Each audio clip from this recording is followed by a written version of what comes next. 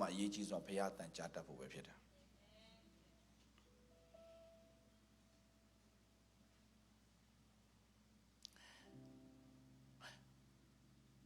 တကယ်ဆိုကျွန်တော်18ရက်နေ့မှာကျွန်တော်ပီရူးမှာ18ရက်မှာကျွန်တော်ပီရူးမှာလူ3000ခွဲလာမဲ့ပွဲကြီးမှာကျွန်တော်တရားသွားဟောအောင် flyer တွေလက်တက်နေပြီဖခင်ကျွန်တော်စကားပြောတယ်မသွားခိုင်းကျွန်တော်မသွားဘူးကျွန်တော် cancel လုပ်လိုက်တော့မသွားခိုင်းကျွန်တော်မသွားဘူးဒါကကျွန်တော်အတွက်တကယ်ကိုအခွင့်အရေးပေါ့ဗျာခုနကျွန်တော်မိတ်ဆွေပြောသလိုပေါ့ opportunist တကယ်ကိုအခွင့်အရေးအတွက်ဆိုရင်တော့ကျွန်တော်သွားတဲ့နဲ့ပွဲကြီးပေါ့ဗျာဘယ်လောက်မှလည်းမဝေးတော့ဒီကနေဆိုရင်ကျွန်တော်နီးနေပြီဖြူကမတော်ဘူးကျွန်တော်တကယ်ဘောလုံးငွေအကျွေးမှလောက်တယ်လူ3000ကျော်3000ခွဲလောက်လာမှာပဲကျွန်တော်စိတ်ဝင်စားဖះမသွားခိုင်းရင်ပြောတာလူနေနေတော့ဇာတိရဆိုတော့ကျွန်တော်သွားချင်တာပေါ့ဝါးပေါ့လူ3000ကျော်အဲ့ဒီဘောလုံးငွေနေမှာဝါးဆရာဟောခဲ့တယ်ပေါ့ကွာဆရာဟောခဲ့တယ်ဘာလို့မှဆရာဟောခဲ့တယ်အဲ့ဒါရေးမကြည့်ဘူးတဲ့ဖះငါမင်းကိုပြန်စေလွတ်မဲ့ချိန်ရှိတယ်ပြီးရူးမှာဖះခင်ပြန်စေလွတ်မဲ့အချိန်ရှိတယ်ဆိုတော့ကျွန်တော်ဖះစကားပြောတယ်โอเคဒါနဲ့โอเคကိုတော့ပြင်ဆင်တဲ့ချိန်ကျွန်တော်သွားမယ်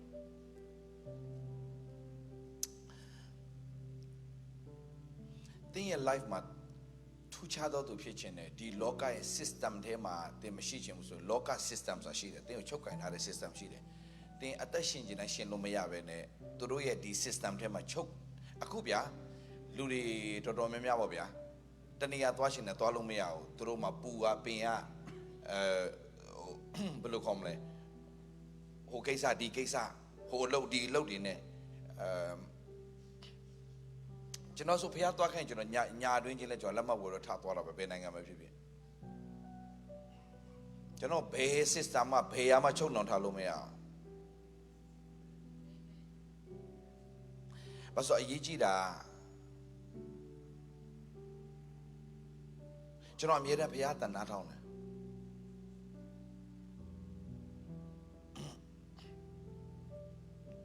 တရားဟောနေတယ်ဟိုတနေ့ကဘယ်သူလဲမသိအော်I think when you were preaching in Fort Worth, I'm focusing your preaching, but God spoke to me to sow the seed to my spiritual mom, Mama Cindy.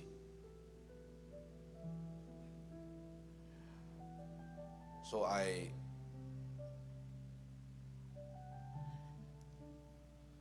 took my phone and I Zelle to Mama Cindy.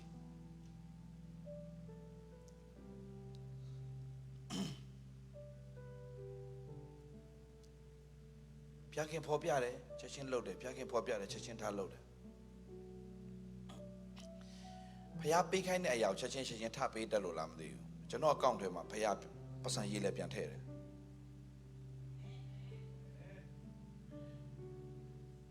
ဖျားနဲ့သွားရင်ဘာရမလဲမစဉ်းစားနဲ့ဘာပေးရမလဲပဲစဉ်းစားဖျားနဲ့သွားလာရင်ဘာပေးရမလဲပဲစဉ်းစားဒီဘယ်တော့မစင်းရဲစရာဘူးဖျားနဲ့သွားလာရင်ဖျားပေးခိုင်းတဲ့အချိန်မှာပေးခိုင်းတဲ့လူကိုပေးတတ်ဖို့ပဲသင်စဉ်းစားကြမ်းတဲ့ဟာသင်မစဉ်းစားနဲ့ဘယ်အချိန်မှာဖျားဘာလုပ်ခိုင်းလဲဆိုအမြဲတမ်းစောင့်ကြည့်တတ်ဖို့အင်မတန်အရေးကြီးတယ်ဒါပေမဲ့ဖျားဘယ်လိုစကားပြောလဲကျွန်တော်ဖျားပြောခိုင်းလူတွေဘယ်လောက်ပဲဆဲကျွန်တော်စိတ်ဝင်စားကျွန်တော်ပြောမှာပဲတကဘာလုံးဆဲလဲကျွန်တော်စိတ်ကိုဝင်စားဖះပြောခိုင်းတဲ့စကားကျွန်တော်ပြောမှာပဲကျွန်တော်လူတွေလက်မခံမှလည်းကျွန်တော်မကြောက်ဘူးလူတွေလက်ခံလည်းကျွန်တော်ကြည့်မဆိုင်အဲ့ဒါကျွန်တော်ကိစ္စမဟုတ်လူတွေကျွန်တော်ထမင်းကျွေးခဲ့တာလည်းမဟုတ်လူတွေကျွန်တော်ကိုကောင်းကြီးဖြစ်စေတာလည်းမဟုတ်ကောင်းကြီးဖြစ်စေတာဖះဒီလူတွေလက်ခံအောင်ငါလှုပ်မှာဆိုတော့မှားသွားပြီ no လူတွေလက်ခံခံလက်မခံခံအရေးဦးမကြည့်ဘူးအရေးကြီးတာဖခင်ခိုင်းတာကျွန်တော်လုပ်မယ်ဖခင်ခိုင်းတာကျွန်တော်လုပ်မယ်ဖခင်ပြောခိုင်းတဲ့စကားကျွန်တော်ပြောမယ်ဘာကြောင့်လဲဆိုတော့ဒီနေ့ကျွန်တော်ဘာလို့ပြောရဆိုတော့ဖခင်စကားကိုသင် serious မထားတတ်ရင်သင်အခွင့်အရေးတွေအရန်ဆုံးရှုံးမယ်နော်ဖခင်ရဲ့စကားကိုတင်မကြားတတ်ဘူးဆိုရင်တင်ဖျားစကားရှိတဲ့နေရာကိုတော့တင်ချင်းကတ်တတ်ဖို့အရင်ကြီးတယ်ဘာနှက်ဖို့လိုလဲဘာနှက်ဖို့လိုလဲဥပမာကျွန်တော်ခုနားလည်အောင်ပြောပြမယ်လုကာခန်းကြီး၄ကိုချက်လေးသွားလိုက်လုကာခန်းကြီး၄ကျွန်တော်ကျမ်းစာထိုးပေးမလားမသိဘူးနော်မထိုးပေးတော့ဖတ်ရမယ်ထင်တယ်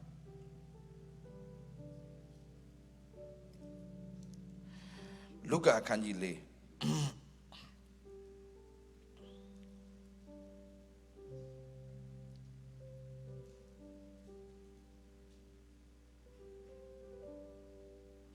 24ကိုကြည့်ရ4:24ကျမ်းစာထိုးပြီလားကျေးဇူးတင်တယ်အားလုံးဖတ်ကြည့်အောင်အဘယ်ပရောဖက်မြမိမိနေရင်းမျိုး၌မျက်နာမရတတ်ဟုတ်ပြီဆက်သွားရအောင်အဲ့ဒီစကားကိုဘယ်သူပြောနာလဲဒီကျမ်းပိုင်ဘယ်သူပြောနာလဲယေရှုပြောနေတာယေရှုပြောနေတာအဘယ်ပရောဖက်ဖတ်မြမိမိနေရင်းမျိုး၌မျက်နာမရတတ်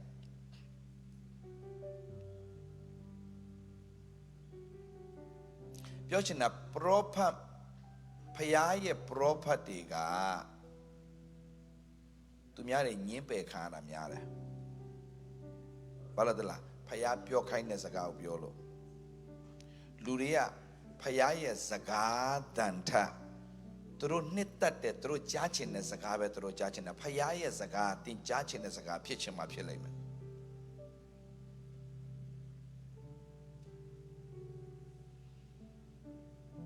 တင်ကြားချင်တဲ့စကားဖြစ်ချင်မှဖြစ်လိမ့်မယ်ဒါပေမဲ့အဲ့ဒီဖခင်စကားတန်ကတင်အတွက်ဖြစ်တယ်လို့တင်ယူတတ်သွားတဲ့နေ့ဟာတင် history maker ဖြစ်လာတယ်history maker ဖြစ်လာတာ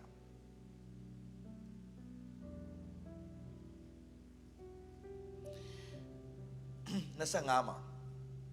ငါအမှန်ဆိုပြန်ဒီက prophet Elijah လက်ထက်၌ဘာဖြစ်လဲ3 နှစ်နဲ့6 လပတ်လုံးမိုးခေါင်၍ပြည်နိုင်ငံတစ်လျှောက်လုံးအစာအာဟာရခေါင်းပါခြင်းရှိသောအခါဘာဖြစ်လဲဣသလအမျိုးဖြစ်သောမုတ်ဆိုးမအများရှိကြတယ်ပြောချင်တာပါလဲ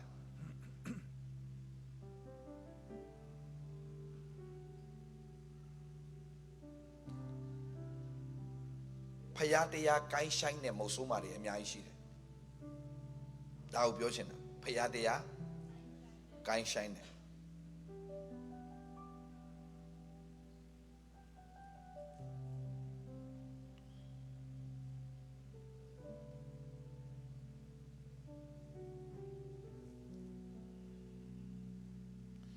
ဖယားတရားကိုင်းဆိုင်တဲ့မိုးဆိုးမအများရှိတယ်ဒါပေမဲ့ဖယားတရားသာကိုင်းဆိုင်တာဖယားအတန်ကို recognize မဖြစ်တတ်ဘူးဒီမိုးဆိုးမတွေကမြန်မာလိုမျိုးပြောရင်ဖယားရဲ့အတန်ဖယားရဲ့စကားကို recognize မဖြစ်ဘူးဆရာမဘယ်လိုပြောလဲဖယားရဲ့စကားကို recognize မဖြစ်ဘူးလေဖယားပြောလို့ပြောနေမှသူတို့မသိဘူးဟုတ်လားဆရာမအဲ့လိုပြောလို့ရလားrecognize မဖြစ်ဘူးအခုဖခင်စကားပြောနေတမန်ငါရှန်ငါပဲအော်ကြားဘူးနေကြစကားပဲတကယ်တော့သူ့စကားပြောနေတာဖခင်ဒါမဲ့သူ့ဘယ်လိုခံလဲဆိုတော့ဒါကြားဘူးနေကြစကားပဲလေမဟုတ်အဲ့လိုမဟုတ်ဖခင်စကားပြောနေတာကိုငါကြားဘူးပါတယ်ဆိုတဲ့ intellectual နဲ့တော့မဖြတ်ချလိုက်နဲ့သင်ဖခင်စကားပြောနေတဲ့အတောင်သင်မကြားတဲ့သင်ဆုံးရှုံးတော့မှမကြားခင်ပါကြောက်စရာအရန်ကောင်းတာဖခင်သင်ပြောလို့ပြောနေမှမသိပဲနဲ့ဥမာဗျာ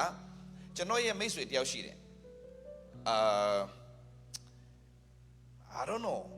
သူအသက်ကြီးသွားပြီလားအသက်တော်ကြီးပြီလားမသိ Charles Stanley ဆိုတဲ့ American သိပါပြီနော် yeah သူကဘာပြောလဲဆိုတော့လူတယောက်ကိုသူပြောတယ်နေတနေကိုမသွားနဲ့တဲ့သွားရင်မင်းပြန်လာတာငါမမြင်ဘူးတဲ့ဒါပေမဲ့ तू က atheist ဖြစ်နေတယ် तू ကဖျားကိုမယုံတဲ့သူဖြစ်နေဖျားရှိတယ်ဆိုတော့မယုံတဲ့သူ तू ကဟာတာလုပ်လို့ထွက်သွားတာ तू ခီးစဉ်သွားတယ်ကား accident နဲ့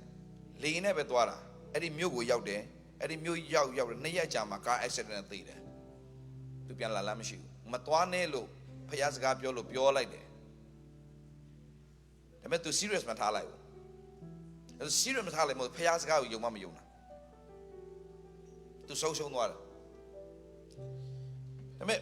နှစ်ခုလည်းရှိတယ်ဗျအခုဒီခေတ်ကမိစ္ဆာ prophet တွေလည်းအများများတယ်မိစ္ဆာ prophet ဆိုတာကျမ်းစာအုပ်ပဲကင်လာမှာ तू ကအဲ့လိုချိုတွေနဲ့လာမဲ့ကောင်လဲမို့ကျမ်းစာအုပ်ပဲကင်လာမှာ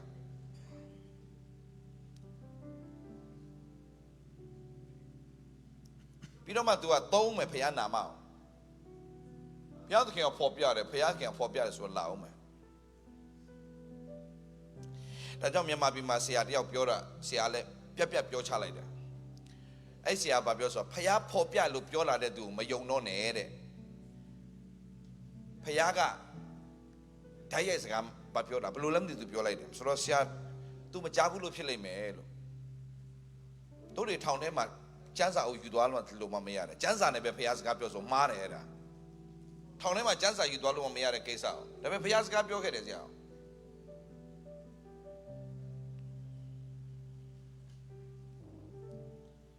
ကိုယ့်ရဲ့ experience တစ်ခုပဲမှန်တယ်လို့မတတ်မှဘူးဖခင်တကယ်အမျိုးမျိုးသောနည်းနဲ့စကားပြောတတ်တယ်ကျမ်းစာနဲ့ပဲစကားပြောတယ်ဆိုရင်စာမတတ်တဲ့အဖွဲ့တွေဖခင်ဘယ်လိုစကားပြောခဲ့လဲလို့လက်မဲ့တော့မလုံးနဲ့မဆိုင်ဘူးပါအတိတ်ပဲမရှိတဲ့ကိစ္စတွေဖခင်စကားပြောတယ် prophet တွေနဲ့စကားပြောတယ်ကျမ်းစာနဲ့စကားပြောတယ်နောက်ဆုံးစာမတတ်တဲ့အဖွဲ့ဘာနဲ့စကားပြောလဲ prophet လည်းမရှိဘူးကွာယူပါယုံနဲ့စကားပြောတယ်ပေါ်ဦးတမောင်ထုံးအပွားမသိတော့မပြောတတ်တော့အပွားကြီးပရိစိတ်နေတာပရိစိတ်နေရင်းနဲ့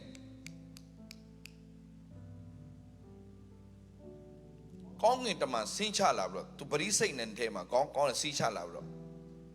မင်းရှာနေတဲ့တည်င်းစကားကိုသိချင်တယ်ဆိုအဲ့ဒီလမ်းထိပ်မှာဆရာတယောက်တရားဟောနေသွားနားထောင်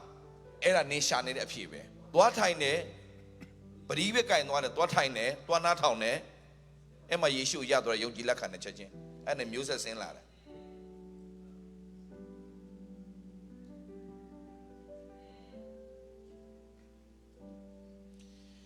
ဒါဆိုကောင်းကင်တမန်သူ့ဘာလို့တရားမဟောတာလဲကောင်းကင်တမန်တရားဟောမဲ့ကိစ္စမဟုတ်ဘူး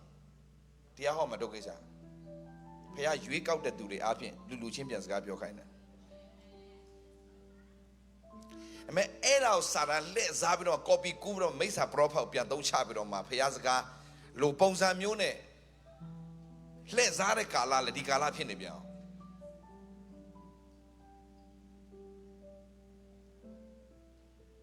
ဆိုတော့ပိုင်းချဘလို့သိမှာလဲဖခင်စကားဒါမဆရာတွေအများကြီးလာမှာကွာဟိုတယောက်တစ်မျိုးပြောမယ်ဒီတယောက်တစ်မျိုးပြောဟိုတယောက်တစ်မျိုးဒီတယောက်တစ်မျိုးပြောမယ်လာပြောသွားတဲ့ပုံမှာဆရာတခုပဲပြောပြရှင်တယ်တင်တို့ခရိယံဘာသာထဲမှာပဲရှိနေသေးရင်ဘာသာထဲကထွက်လိုက်တော့ခရိယံဘာသာထဲမှာထွက်ခိုင်းမအောင်အဲ့ဒီဘာသာရေးထုံးတမ်းစင်လာတလေးတွေနဲ့ထွက်လိုက်တော့ဘာလို့လဲအရသာမရှိဘူးအသက်ရှင်ရတာအရသာမရှိဘူးယေရှုနဲ့အသက်ရှင်တာအရသာရှိတယ်ယေရှုနဲ့အသက်ရှင်တာအသက်ရှင်ရယုံနှက်တယ်ဘလို့အရသာရှိတာဆိုတော့ကြောက်တဲ့စိတ်မရှိတော့တာယေရှုနဲ့အသက်ရှင်ကြောက်တဲ့စိတ်မရှိတော့ကြောက်တဲ့စိတ်ကင်းပြီးတော့မှအသက်ရှင်တဲ့ဘဝကြီးရဘာတော့မှစိုးရင်ခြင်းမရှိဘဲနဲ့အသက်ရှင်တဲ့ဘဝကြီးရအရလန်းစားနဲ့အရပေါ်ပါတယ် ခင်ဗျစဉ်းစားကြောက်တဲ့စိတ်စိုးရင်တဲ့စိတ်ကြီးနဲ့နေတိုင်းအသက်ရှင်နေတဲ့ဘဝကြီးကဘယ်လောက်စိတ်ဆင်းရဲစရာကောင်းလဲဘာသာတရားပေးတာငြိမ်သက်ခြင်းမပေးဘူးယေရှုကပဲငြိမ်သက်ခြင်းပေးတာဘာသာတရားကဝမ်းမြောက်ခြင်းလည်းမပေးဘူးငြိမ်သက်ခြင်းလည်းမပေးဘူးအောင်မြင်ခြင်းလည်းမပေးဘူးဘာမှမပေးဘူးသင်ကိုပေးတာတစ်ခုပဲရှိတယ်ကြောက်တဲ့စိတ်အများအားကြောက်နေရတယ်အများအားကြောက်နေရတယ်အများအားကြောက်နေရတယ်ကြောက်နေတာဖျားမပေးဘူးဖျားတကယ်ကြောက်တတ်သောစိတ်သဘောငါတို့ကမပေးဘူးတကိုးပါတဲ့စိတ်ဖျားနဲ့နီးလာလေကြောက်တာမဟုတ်ဖျားနဲ့နီးလာလေဝမ်းမြောက်ခြင်းနဲ့တကိုးပါတဲ့စိတ်တွေဖြစ်လာတာ The more you closer to God ဖျားနဲ့နီးလာလေသင်မှာရလာတဲ့အရာပါလဲဆို power ဆိုတာကတကိုးလျှောက်ပြခိုင်းတဲ့ power မဟုတ်ဘဲနဲ့အထက်ကနေအမြဲတမ်းငါလုပ်ရင်ဖြစ်မယ်ငါဖြစ်ကိုဖြစ်နိုင်တယ်ငါရဲ့ရှေ့လမ်းအနာကမှာငါလုပ်တဲ့အရာတိုင်းကအောင်မြင်မယ်ဆိုတဲ့အဲ့ဒီစိတ်ကတကိုးကသူများလုံးလို့မရဘူးပြတ်နာမရှိဘူးငါလုံးမယ်ဖြစ်ကိုဖြစ်ရမယ်အဲ့ဒီစိတ်တွေဖြစ်လာတယ်ဘာအဖြစ်ဖြစ်တာလဲအဲ့တော့တချို့လူတွေကထင်လိုက်မယ်အစတေးပဲလာတော့အရန်ကြွားလုံးအကြည့်တယ်ကြွားတာမဟုတ်ဘူး confident နဲ့ပြောတဲ့စကားကိုလူတွေမခံနိုင်တာ confident ရှိတယ်ဘာကို confident ရှိတာလဲကိုနဲ့အတူရှိတဲ့ဖယားက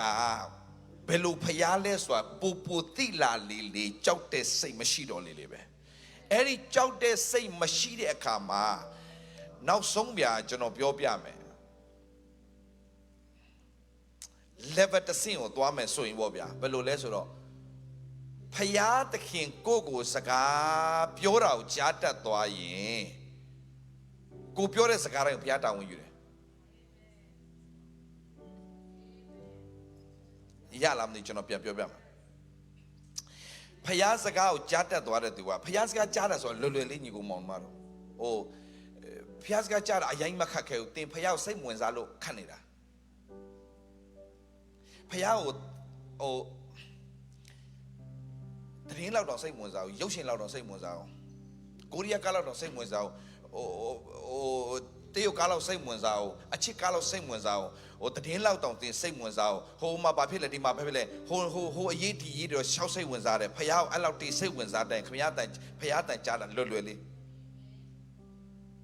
မနှက်ထားတာနဲ့ဖယားခင်ငေါ့ဘာပြောမလဲဆိုတဲ့စိတ်နဲ့ထားတတ်ရင်ဒီကျမ်းစာထဲမှာရှိတဲ့ history maker တွေကသူတို့ကကျန်တဲ့အရာတွေထက်ဖယားအရင်စိတ်ဝင်စားတဲ့အဖွဲ့တွေဥပမာကျွန်တော်နားလည်အောင်ရှင်းပြကျမ်းစာထဲမှာမို့ sorryဒီကဘာမှာ Smith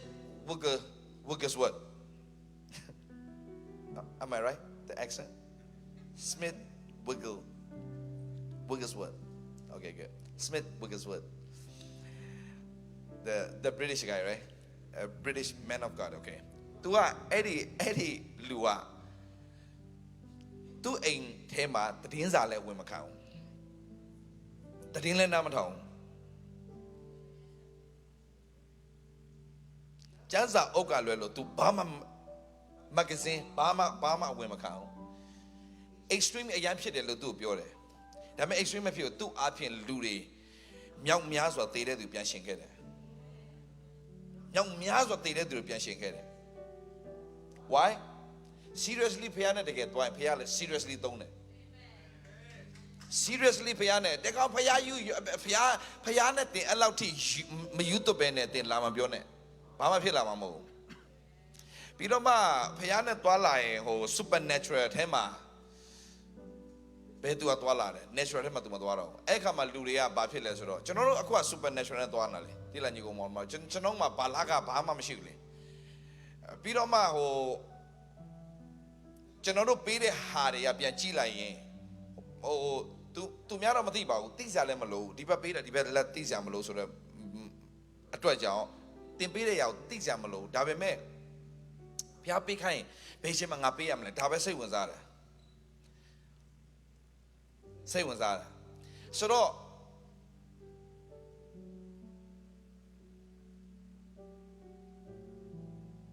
ဖျားပေးခိုင်းတဲ့အရာကိုပေးခိုင်းတယ်ဖျားလှုပ်ခိုင်းတဲ့အရာကိုလှုပ်လိုက်တယ်သူများမလှုပ်နိုင်တဲ့အရာတွေကိုလှုပ်လာနိုင်တယ်yeah မဖြစ်နိုင်တဲ့အရာတွေဖြစ်လာတယ်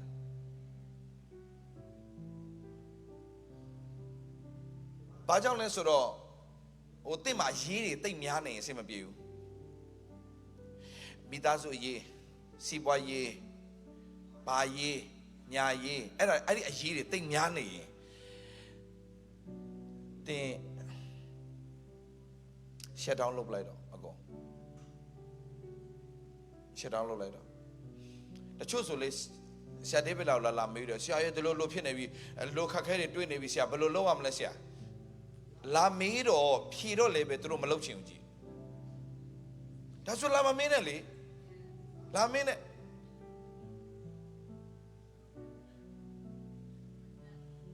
သူတို့ဖြစ်ချင်တဲ့ပုံစံကိုဖះကိုလိုက်လှုပ်ခိုင်းတဲ့အကျင့်ဆိုးရှိတယ်ကိုဖြစ်ချင်တာကိုဖះလှုပ်ပေးမှာမဟုတ်ဘူးတင်ဖြစ်ရမယ့်အရာကိုဖះခင်လှုပ်ပေးနေတာအဲ့ဒါသဘောပေါက်လို့မရ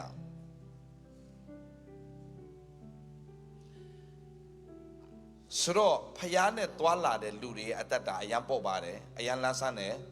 ဟိုသူများစိုးရင်စရာတွေဖြစ်တယ်ဆိုတဲ့အရာသူတို့တော့ဘာစိုးရင်စရာမှမရှိဘူး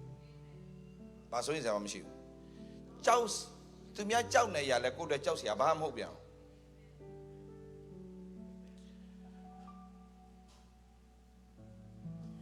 ဥမာဗျာအခုဆိုရင်လူတွေကစစ်ဖြစ်မဲ့ကိစ္စတွေရောဘာတွေရောရှောက်ပြောတယ်ကျွန်တော်စိတ်ကုန်ဝင်စားအောင်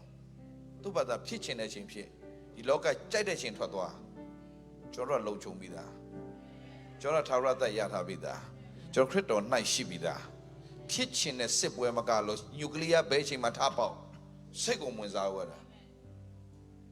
ဘယ်ဂျိုကဂျိုချင်းလာတိုက်ပြဿနာကိုမရှိရတာဂျိုမတိုက်ခင်သင်ကားတိုက်မယ်ဟိုတတိယကဘာစင်မဖြစ်ခင်မှာတင်အာကားစီနဲ့ဖြစ်နိုင်တယ်နောက်ခဏထွက်နေအယူတယောက်ကလာတိုက်လိုက်ဒိန်းဆိုတင်သေးသွားနိုင်တယ်ဘာမှအဲ့ဒါခင်ဗျာခရစ်တော်ကြွလာမှထိုင်မဆောင်နဲ့ခင်ဗျာဒီညကြွသွားနိုင်တယ်အရေးကြီးတာတကယ်ပဲတင်ကခရစ်တော်၌ရှိပြီလားဒါပဲတကယ်ပဲခရစ်တော်လောကကတိုင်မှာတင်အတွက်လှုပ်ဆောင်ပေးကြတော့တင်ကောင်းကောင်းသဘောပေါက်နားလည်သွားပြီလားတင်ဘာသာထဲမှာရှိတော့မဲလားဘာသာထဲချင်းချောက်တာတဲ့တင်ကြောက်နေတော့မဲလားနေသလိုမလုပ်ရင်တော့နင့်ကိုဘုရားခင်တန်ခတ်မယ်ဘာရှောက်ပြောတာလည်းမသိဘူးဘာမှတန်ခတ်စရာအကြောင်းမရှိဘူး no ကြောက်အောင်လုပ်တာဘုရားဘယ်တော့မှလူကြောက်အောင်မလုပ်ဘူးမေတ္တာနဲ့ပြန်လှမ်းခဲ့တာပဲလာလို့တော့သူတိုင်းလာနိုင်ကြောင်းကြွေးကြော်ခိုင်းတာဖះမျက်မှောက်တော်တဲ့လာခိုင်းတာအခုကဖះနဲ့မဆက်ကတော့ကောင်းမလို့ဆိုတော့ဆက်ကရင်နဲ့စုံစမ်းခြင်းပုံများတယ်တဲ့ပေါ့ကရဒီလိုလေးပဲအေးဆေးပဲနေတာကောင်းတယ်ဆရာအရာဆက်ကလာရင်အရာတိုက်ခိုက်မှုများတယ်ဒါဝဲမှာပဲနေတာကောင်းတယ်ဘာလို့ရှော့ပြောနေလဲမသိဘူးဖះသခင်နဲ့တွာလာလေပေါ်ပါလာဆန်းလေပဲဒါပေမဲ့ဖះနဲ့တွားတယ်ဆိုတာနားမလဲတာတချို့တော်များငါတပူးတီထမ်းလွယ်တယ်ငါဝန်ဟာပေါ့တယ်ငါထမ်းမှနီးခံဆိုစကားမြန်မာလို့အင်္ဂလိပ်လိုကြတော့ learn from me တဲ့ဖះစီမှာတင်လိုက်လေဖះ principle တွေအများကြီးပဲဥပဒေသားတွေအများကြီးပဲတင်လိုက်မင်္ဂလာရှိတယ်ဒါပေမဲ့တို့စိတ်ဝင်စားအောင်အဲ့ဒါတွေကိုစိတ်ဝင်စားတာကောင်းကြီးရန်ခံစားခြင်းတယ်ကောင်းကြီးဘာကောင်းကြီးမှလည်းမသိဘူးဘာကောင်းကြီးမှမသိဘူးကောင်းကြီးနဲ့ဘာကောင်းကြီးမှမသိဘူးဟုတ်တယ်ကောင်းကြီးဆိုတာပတ်စာကကောင်းကြီးလို့ပြောရင်နည်းနည်းပါးပါတယ်တာဖခင်ရဲ့ကောင်းကြီးထဲမှာပတ်စာဆိုတာကဟိုအောက်ဆုံးအဆင့်မှာပတ်စာကလိုအပ်ပါတယ်ကျွန်တော်တို့လိုအပ်ပါတယ်လိုအပ်တယ်ဒါပေမဲ့အလိုအဆုံးလားဆိုတော့မဟုတ်ပြန်ဘူးသင်ပတ်စာရှိလို့ပညာမရှိရင်ပညာဆိုတာလောကပညာမဟုတ်နော် wisdom လေဖျားပေးတဲ့ wisdom မရှိရင်သင်ဘယ်လိုစီမံခန့်ခွဲရမလဲသင်မသိဘူးနောက်ခဏနေအဲ့ပတ်စံပြောင်းသွားသူများအလိန်ခါရတာနဲ့သူများအညာခါရတာခဏလေးပြောင်းသွားဟိုလို့ဒီလို့ရှောက်ပြောင်းဥစားသူများ invest လုပ်လဲဆိုသူရှောက်လုပ်တယ်သူများ trade လို့ဆိုသူရှောက်လုပ်လိုက်တယ်နောက်ခဏနေခဏပြောင်းသွားအကုန်လုံးသွားပြီပတ်စံရှိပြီး wisdom မရှိအလကားပဲ wisdom ရှိလို့ပြောတော့ပတ်စံမရှိလဲမဟုတ်ပြန်ဘူးအဲ့ဒီဖွဲ့ရလဲတစ်မျိုးရှိတယ်ပြောလိုက်တဲ့ wisdom စကားကြီးစကားတွေရှောက်ပြောတယ်ဘာမှပတ်စံလည်းမရှိဘူး wisdom ရှိရင်ဘာလို့ပတ်စံမရှိရမှာလဲ wisdom ရှိရင်ပတ်စံရှိတယ်ဗျတကယ်တော့ तू က wisdom ဂျာဘူးနာဝါတွေရှောက်ပြောတာသူ့ကိုတိုက်ရိုက်ဖျားပြောတဲ့စကားမဟုတ်ဘူးအဲ့ဒါပြဿနာဖြစ်နေ သူ့ကိုတိုက်ရိုက်ဖျားခင်သွန်သင်ထားတာမဟုတ်ဘဲနဲ့သူများဟာတွေကြားပူနာကိုရှောက်ပြောတဲ့အဖွဲ့ရှိတယ်အဲ့ဒါအဆင်မပြေပြန်ဘူးဗျလောကမှာဒီလိုတွေအများကြီးရှိတယ်ဒါလည်းမဟုတ်ဘူးပညာရှိပြီးတော့ပတ်စံမရှိဘူးဆိုလေတဲ့ကျမ်းစာထဲမှာပြောတယ်လူတွေရဲ့ဘယ်လိုခေါ်လဲလူတွေကသူ့ကိုအစေးမသွင်းကွာ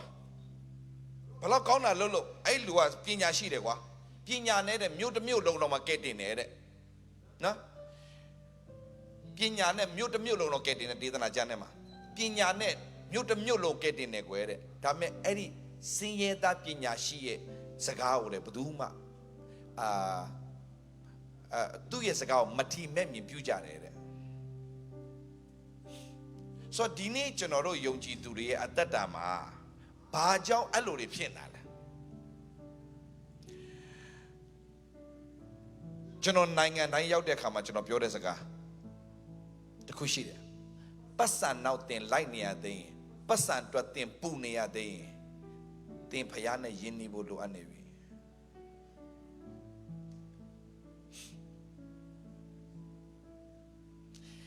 ပတ်စံအတွက်တင်ဆူတောင်းစရာမလိုဘူးကျမ်းစာထဲမှာပတ်စံအတွက်ဆူတောင်းပါလို့လုံးဝမပြောထားဘူးပတ်စံအတွက်တင်ဆူတောင်းနေတယ်ဆိုရင်တင်ဆူတောင်းချက်ပြင်လိုက်တော့မှားနေလို့ပတ်စံအတွက်ဘယ်တော့မှဆူမတောင်းခိုင်းဖေရကနော်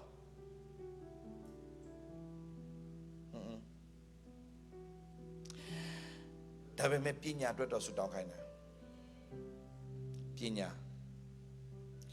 ပညာဆိုတာဖျားပေးတဲ့ပညာကျောင်းကစာသင်ပေးတဲ့စာတတ်တဲ့ဟာမဟုတ်ဘူးပညာအဲ့ဒီပညာရလာရင်အဲ့ဒီပညာနဲ့ဘယ်လိုလှုပ်ဆောင်သွားလာရမလဲဆိုတာ तू သိသွားတာအဲ့ဒီပညာနဲ့အလုံးလုံးတတ်တဲ့သူကအောင်မြင်နေတာပဲငွေနောက်လိုက်ဆရာမလို့ငွေရသူ့နောက်ပြန်လိုက်လာလိမ့်မယ်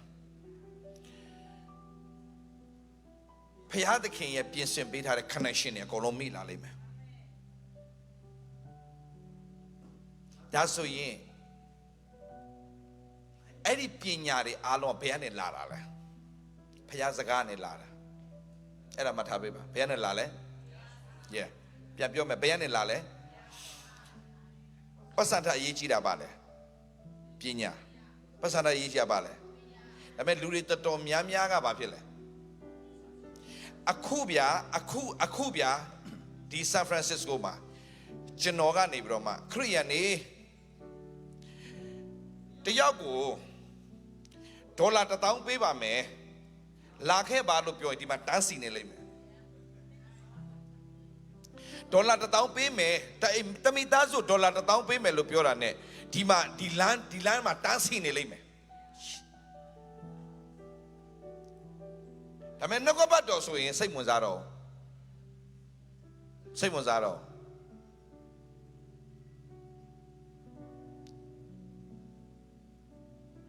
ငါလည်းသိပါတယ်နှုတ်ကပတ်တော်ဒီလိုလည်းရှိသေးတယ်သူတို့ဟောတာတော့ငါလည်းဟောနိုင်ပါတယ်ရှေ့လာပြောသေးတယ်ဆရာဒေးဗစ်လာတော့ဟာတဲ့အလူငွေနဲ့ချမ်းသာနေတာတဲ့အပြောကောင်းတာဟုတ်တဲ့ဒါဆိုနင်တို့လည်းဟောကြည့်လေဟောကြည့်အလူငွေရလားလို့ဟောကြည့်နည်းနည်းပါးပါတော့ရ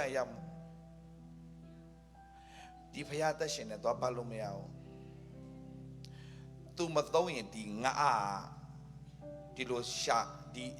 ရှာမပြောတတ်ဘူးဆရာဒေးဗစ်လာစပြီးတော့မှတရားဟောတဲ့ channel စပြီးတော့မှအာကျော်လွတ်သွားတာဟောတော့ဒီလိုအထစ်နဲ့စကားပြောရတယ်ကောဖယားကြီးဆိုတော့ကြောင့်လွတ်မြောက်သွားတယ်ဒါဖယားကခေါ်ဖို့ရတော့ခေါ်ထားသူဖြစ်တယ်ဆိုတာသိတယ်အဲ့ဒါကိုသိသွားတဲ့နေ့ရက်နဲ့စပြီးတော့မှအလုတ်ကိုထွက်တယ်ဖယားကောင်းမြတ်ရှင်းစပြောတယ်ဒါပဲဆိုတော့ဖယားရွေးကောက်ထားတယ်ဆိုတာသိတယ်ဖယားကဒီအတွက်လုတ်ခိုင်းတယ်ဒီအတွက်ကိုဒီဇိုင်းမလုတ်တယ်ရမရသူများလက်ခံခံလက်မခံခံသူများပေးမပေးစိတ်ဝင်စားဘူးဖယားကောင်းမြတ်ရှင်ပြောရတာကိုကျင့်တတ်တယ်ပြီးတော့မှကိုရထားတဲ့မင်္ဂလာသူမြောက်ရစေခြင်းလို့ပြီးတော့မှအလူငွေအတွက်အမှုတော်ဆောင်တဲ့သူတွေရှိတာကိုဆရာမခံနိုင်လို့ရှင်းပြတယ်အားလုံးဖယားနဲ့သွားတတ်ရင် ဒီမြို့မလာခင်ကတည်းကတင်လိုအပ်တဲ့ဟာတွေအားလုံးဖျားမှုတော်ဆောင်မှန်ရင်ဖျားမှုတော်ဆောင်မှန်ရင်ဒီမြို့ကိုမလာခင်ပါကတည်းကတင်လိုအပ်တဲ့ငွေကြေးသူအကုန်ပြင်ဆင်ထားပြီးသားအဲ့ဒီအမှုတော်ဆောင်အဲ့ဒီအလူငွေကိုမိခိုပြီးတော့လာရမယ်ထဲမှာအစစ်မှန်တဲ့အမှုတော်ဆောင်မပါဘူးစစ်မှန်တဲ့အမှုတော်ဆောင်ကလောက်ခိုင်းတဲ့အရာအတွက်ကိုဖျားသခင်အကုန်ကြိုတင်ပြင်ဆင်ထားပြီးသားပြီးတော့မှဖျားရဲ့အတန်ကြားပြီးတော့လှုပ်တတ်တဲ့လူကလည်းပဲထူးဆန်းတယ်ထူးခြားတာတွေအများကြီးရှိတယ်ဆိုတော့ဒီနေ့မှာဒီရရှိတဲ့မိသားစုတွေကိုပြောပြချင်တာဖျားစကားတန်ကိုအမြဲတမ်းalert ဖြစ်နေတဲ့သူဖြစ်ပါစေ alert ဖြစ်နေရမယ်အမြဲတမ်း alert ဖြစ်နေရမယ်ခုနဆရာပြောလို့ငွေထက်ပိုရေးကြည့်တာပါလေပညာအဲ့ဒီပညာဘာပညာလဲဖျားဆရာလာတဲ့ပညာဒါဆိုရင်တုတ်တန်ချအခန်းကြီး2အငယ်6မှာပြောတဲ့ပညာပါလဲထရဖျားသည်လိုက်ဆိုရအောင်ထရဖျားသည်ပညာကိုပေးတော်မူတတ်၏နားလည်နိုင်သောဉာဏ်သည်နှုတ်ကပတ်တော်အပြင်ဖြစ်၏ဆိုတော့ဖျားရဲ့ပညာကိုနားလည်သွားဖို့ဘာလို့လဲအကြောင်းကထရဖျားသည်ပညာကို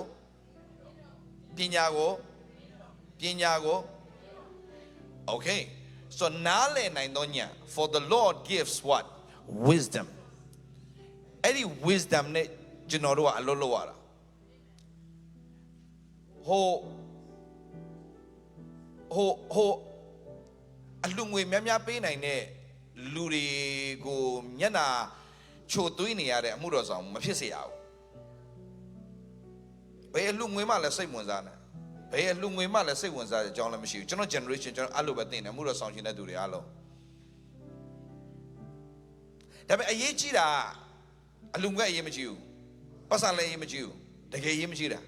ခင်ဗျာပတ်စံရှိတော့ဝယ်လို့မရတဲ့နေရာတွေအများကြီးရှိတယ်ပတ်စံဘယ်လောက်ရှိဝယ်စားလို့မရတဲ့အချိန်တွေရောက်တဲ့နေရာတွေအများကြီးရှိတယ်ပတ်စံဘာသုံးစားလို့မရတဲ့နေရာတွေအများကြီးရှိတယ်ကျွန်တော်ဖျားပို့ဆောင်ခဲ့တဲ့နေရာတွေ for the Lord gives wisdom ဆိုတော့ဖျားဒီပညာကိုပေးတတ်တယ်ဒါပေမဲ့အဲ့ဒီပညာကိုနားလည်သွားဖို့ကဖျားစကားကိုသိမှဖျားစကားကိုကြားတတ်သွားမှနားလည်သွားတာဖျားစကားကိုဒါကြီးပါလားဆိုတာသိသွားတဲ့အခါမှာဒါပါလားဆိုတာသဘောပေါက်သွားတာဒါထရဘယ်ဒီပညာကိုပေးတော်မူတတ်တယ်နားလည်နိုင်သောဉာဏ်သည်ဒါပေမဲ့တော်တော်များဖျားအယံဝမ်းနေတာငါလူတို့ဒီပညာနည်းလို့ဆုံးရှုံးနေတဲ့ဝမ်းနေကြကြီးနော်ငါလူတော့ဘာဖြစ်လဲပညာနည်းလို့ဆုံးရှုံးနေတဲ့ငါလူတွေပညာနည်းငါလူဆိုတာဘာလဲဒီခရိယာနေပေါ့ဖျားနာမခေါ်နေတဲ့သူတွေပေါ့ငါလူပညာနည်းလို့ဆုံးရှုံးနေတဲ့မဆုံးရှုံးစေချင်ဘူးဖျားကတဲ့ရောမဆုံးရှုံးစေချင်ဘူးဒါပေမဲ့အခုနကိစ္စလေးပြန်သွားမယ်အခုနကလုကာခန်းကြီး4အငယ်25ကိုသွားမယ်လုကာခန်းကြီး4အငယ်25ကိုပြန်သွားမယ်ယေရှုကိုယ်တိုင်ပြောတဲ့စကားပရောဖက်ဒီသူ့ရဲ့မိမိနေမျက်နှာမရဘူးတဲ့24မှာပြောတယ်25ကိုရောက်လာတဲ့အခါမှာငါမှဆိုဒီကားတဲ့အေလိယလက်ထက်နဲ့3နှစ်နဲ့6လပတ်လုံးမိုးခေါင်ပြီးတော့မှပြည်တခြားလုံးအစာအာဟာရအလွန်ခေါင်းပါခြင်းရှိသောအခါဣတလအမျိုးဖြစ်သောမုတ်ဆိုးမအများရှိကြ၏ဆက်သွားရအောင်26သို့တော်လေထိုမုတ်ဆိုးမတယောက်ရှိရသောမြတ်အေလိယကိုစေမလွတ်ဘူးတဲ့ဘာလို့လဲသိလားညီကောင်မောင်တို့ဖျားစကားကိုအလေးနဲ့မထားတဲ့သူစီကိုဖျားမစေလွတ်ဘူးဖျားစကားကိုအလေးနဲ့မထားတဲ့သူစီကိုဖျားမစေလွတ်ဘူးဖျားစကားကိုအလေးနဲ့မထားတဲ့သူဒီနေ့တခုခုတင်တော့ရလိမ့်မယ်ယူသွားဆရာဒေးဗစ်လာတလွှာချင်းစီရှင်းပြသွားမယ်ပန်းနိုင်မရောက်သေးဘူးခုတဖြည်းဖြည်းနဲ့ခေါ်သွားမယ်ဖြတ်ပြီးတော့ပြောလိုက်လို့ရတယ်ဒါပေမဲ့မရှင်းသွားမှာဆိုလို့တလွှာချင်းစီရှင်းပြမယ်မုတ်ဆိုးမတွေအများကြီးရှိတယ်ဣသလာပြည်မှာမုတ်ဆိုးမတွေအများကြီးရှိတယ်ဒါပေမဲ့အဲ့ဒီမုတ်ဆိုးမတွေစီကို မစေလွတ်ဘူးဖခင်ကမစေလွတ်ဘူးဒါပေမဲ့သင်နဲ့ဖခင်တကယ်အလွတ်လွတ်ချင်ပေမဲ့သင်ကဖခင်စကားကို serious မထားတဲ့အတွက်ကြောင့်သင်စီကိုဖခင်လူမစေလွတ်ရဘူးသင်နဲ့ဖခင်ကအလွတ်လွတ်ချင်တယ်ဒါပေမဲ့ဖခင်သခင်ကသူ့ရဲ့လုံမဲ့လုပ်ငန်းထဲမှာသင်ခေါ်အသုံးပြုချင်ပေမဲ့သင်ကအုံနောက်ကပထမဖြစ်နေဖခင်စကားပထမဖခင်စကားကိုသင်စိတ်ချဖခင်စကားနဲ့သင်အလွတ်လွတ်တော့မယ်ဆိုရင်သင်အုံနောက်ဖယ်ရတယ်မဖယ်လို့မရဒါကြောင့် do not depend on your own understanding လို့ကျမ်းစာပြောတာဟုတ်တယ်လောကမှာအလွတ်လွတ်တဲ့အခါမှာတော့သင်ရဲ့ဉာဏ်ကိုအသုံးချရတယ်လောကသားတွေနဲ့အလွတ်လွတ်တဲ့အခါမှာတော့သင်ရဲ့ဉာဏ်ကအရေးကြီးတယ်ဒါပေမဲ့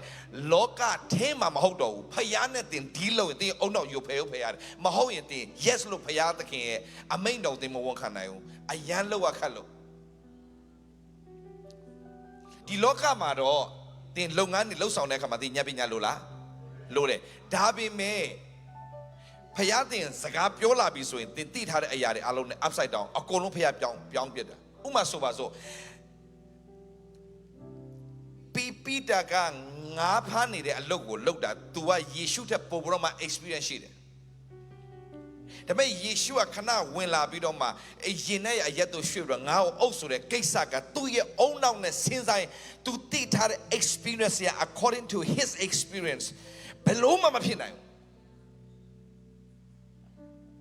ဒါဆိုရင်အဲ့ဒီအုံနောက်နဲ့သာ तू စဉ်းစားရင်ဖျားစကားကိုနိုးလို့ तू ပြောပြီးတော့ तू ပြန်လှည့်သွားမှာကျွန်တော်ဒီနေရာမှာကျွန်တော်တညလုံးဖမ်းထားပြီးသားညမှာတော့မရတာနေ့မှာဘလို့မှရစရာအကြောင်းမရှိ sorry ပဲကိုတော့ပြောတာကျေးဇူးတော့တင်တယ်လောက်ခိုင်းတာလည်းကျေးဇူးတင်တယ်ဒါပေမဲ့ကျွန်တော်အသိဆုံး I know ဒီနေရာကကျွန်တော်လောက်ထားတဲ့နေရာကျွမ်းနေပြီကျွန်တော်အဲ့ကျွမ်းတော့ဖျားစိတ်ဝင်စားအောင်ငါစကားဝန်ခံတယ်လားဒါပဲဖျားစိတ်ဝင်စားတာခါလီမှာအဲ့လို tough ဖြစ်တယ်ဖေဟာအရန်ခတ်တယ်တော့ဖယားစကားဝန်ခံတဲ့အခါမှာတင်းရဲ့တိချင်းတက်ချင်းတွေအားလုံးမဖယ်နိုင်မချင်းတင်ဝန်ခံတာအရန်ခတ်တယ်ဒီမှာကျွန်တော်ပြတော့မယ်မကြခင်မှာအခုအမေရိကရောက်လာသူတော်တော်များများပြဿနာအဲ့ဒီပြဿနာဒါကြောင့်ဒီလောက system ထဲသူတို့မထွက်နိုင်ဘူးထွက်နိုင်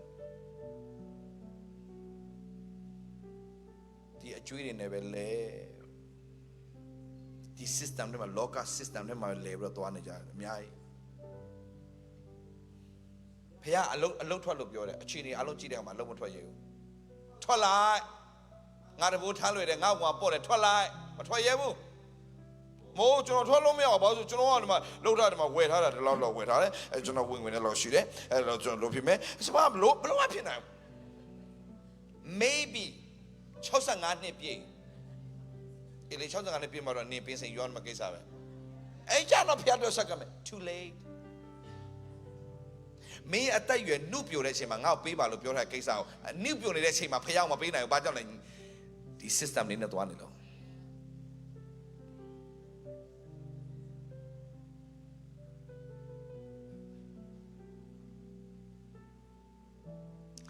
ကျွန်တော်သာဒါပေမဲ့ကျွန်တော်လုပ်ပေါ်ကံမှုကြတော့လောကသားတွေရဲ့အထင်မှာကြတော့လောကမှာပညာတတ်တဲ့ဖွဲ့တယ်ကျွန်တော်လက်မခံဘူးပြဿနာမရှိဘူးပညာတတ်တွေအရှက်ရစီပြီးပညာမဲ့ကိုဖျားသုံးတယ်ဒါကျမ်းစာအိတ်တိုင်းပဲသုံးတယ်ပညာတတ်တွေကိုအရှက်ရစီပညာမဲ့ကိုသုံးတယ်အဲ့ဒီပညာတတ်တယ်ဆိုတဲ့လူတွေကျွန်တော်လိုကဘာမပတ်နိုင်ဘူးကျွန်တော်ရေလက်တိုးနေတာကျွန်တော်ကြိုက်တဲ့နိုင်ငံကြိုက်လို့သွားလို့ရတယ်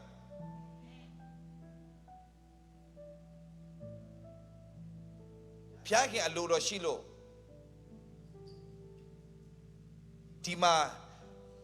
Fort Worth မှာမြေကွက်ဝယ်ပြီးတော့မှဧကလိုက်မြေကွက်ဝယ်တော့ကျောင်းဆောက်ဆိုလဲကျွန်တော်ဆောက်အောင်ပါပဲလုံးပါပဲကျွန်တော်က Fort Worth မှာကျွန်တော်အခုမြင်နေရကြည့်နေပြီဧကလိုက်ကြည့်နေတယ် why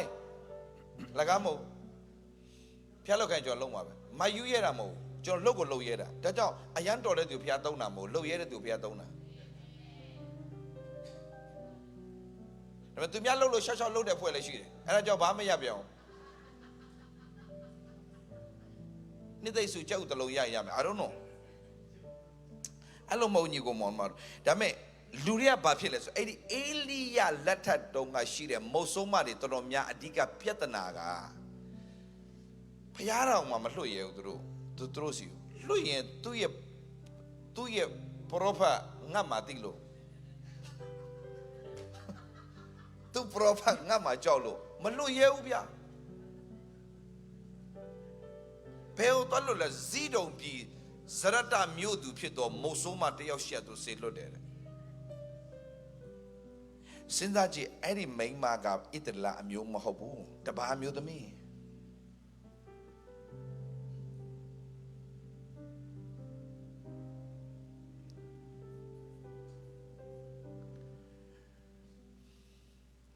စัจကြည့်လိုက်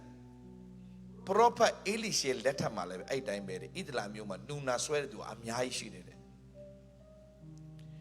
နေမှာအမိရှိသောရှုရိလူမတပါအဘေသူမအနုမပြောက်ခဲ့ဘူးတဲ့နူနာဆွဲတဲ့သူတွေအများကြီးအဲ့ဒီခေတ်မှာရှိခဲ့တယ်ဒါပေမဲ့ကျမ်းစာထဲမှာရှုရိဘိုလ်ချုပ်နေမတယောက်ပဲအနုပြောက်ခဲ့တယ်ဒါပေမဲ့အဲ့ဒီရှုရိဆိုတဲ့သူကလည်းပဲရှုရိဘိုလ်ချုပ်ကလည်းပဲပြန်ကြည့်ရင်သူ့ရဲ့အုံနောက်နဲ့စဉ်းစားတဲ့အခါမှာဒီအနုက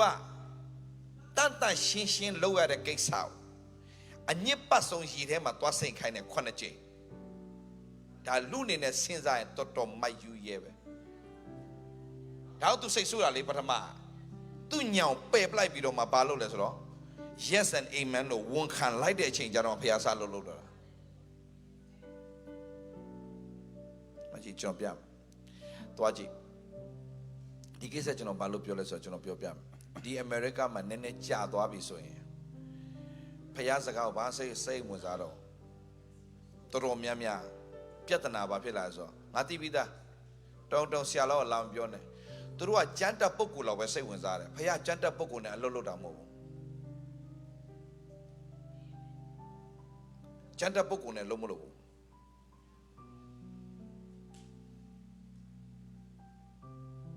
ဘုရားခင်ရွေးကောက်ခဲ့တဲ့သူတွေအားလုံးကြမ်းတက်ပုဂ္ဂိုလ်တွေတစ်ခါတယောက်မပါဘူးဟိုတငါသေးတွေအခွန်ကနေကြည့်လိုက်ရင်လောကမှာအထင်ကြီးစရာမကောင်းတဲ့ကောင်တွေပဲဘုရားခင်သုံးသွားတာဒါပေမဲ့အဲ့ဒါတွေအားလုံးတမန်တော်တွေဖြစ်ကုန်တာကြည့်ရ First King chapter 17 First King ဆိုတော့ဓမ္မရာဇဝင်တတိယဆောင်အခန်းကြီး19ကိုကြည့်ဓမ္မရာဇဝင်ပထမဆောင်အခန်းကြီး19ငယ်1ကနေစကြည့်အခုဆရာဒေးဗစ်လာတရားဟောတယ်ဆိုပါစို့ကွာ online နဲ့ကြည့်တော့မဝေဖန်မဲ့အဖွဲ့တစ်ဖွဲ့လေကံမဲ့အဖွဲ့တစ်ဖွဲ့ဟိုကတလို့မောတော့ဒီကတလို့မောတော့သူတို့လည်းကိုလိုလေလာမဟောနိုင်ဘူးဟောနိုင်ပါတယ်ဟောနိုင်လားဟောလေကိုလိုပြပြတတဟောလို့အစဲလဲခံနိုင်တာလည်းမဟုတ်ဘူးဟိုပြောဒီပြောပြီးတော့သူတို့ဘယ်မှလည်းမရောက်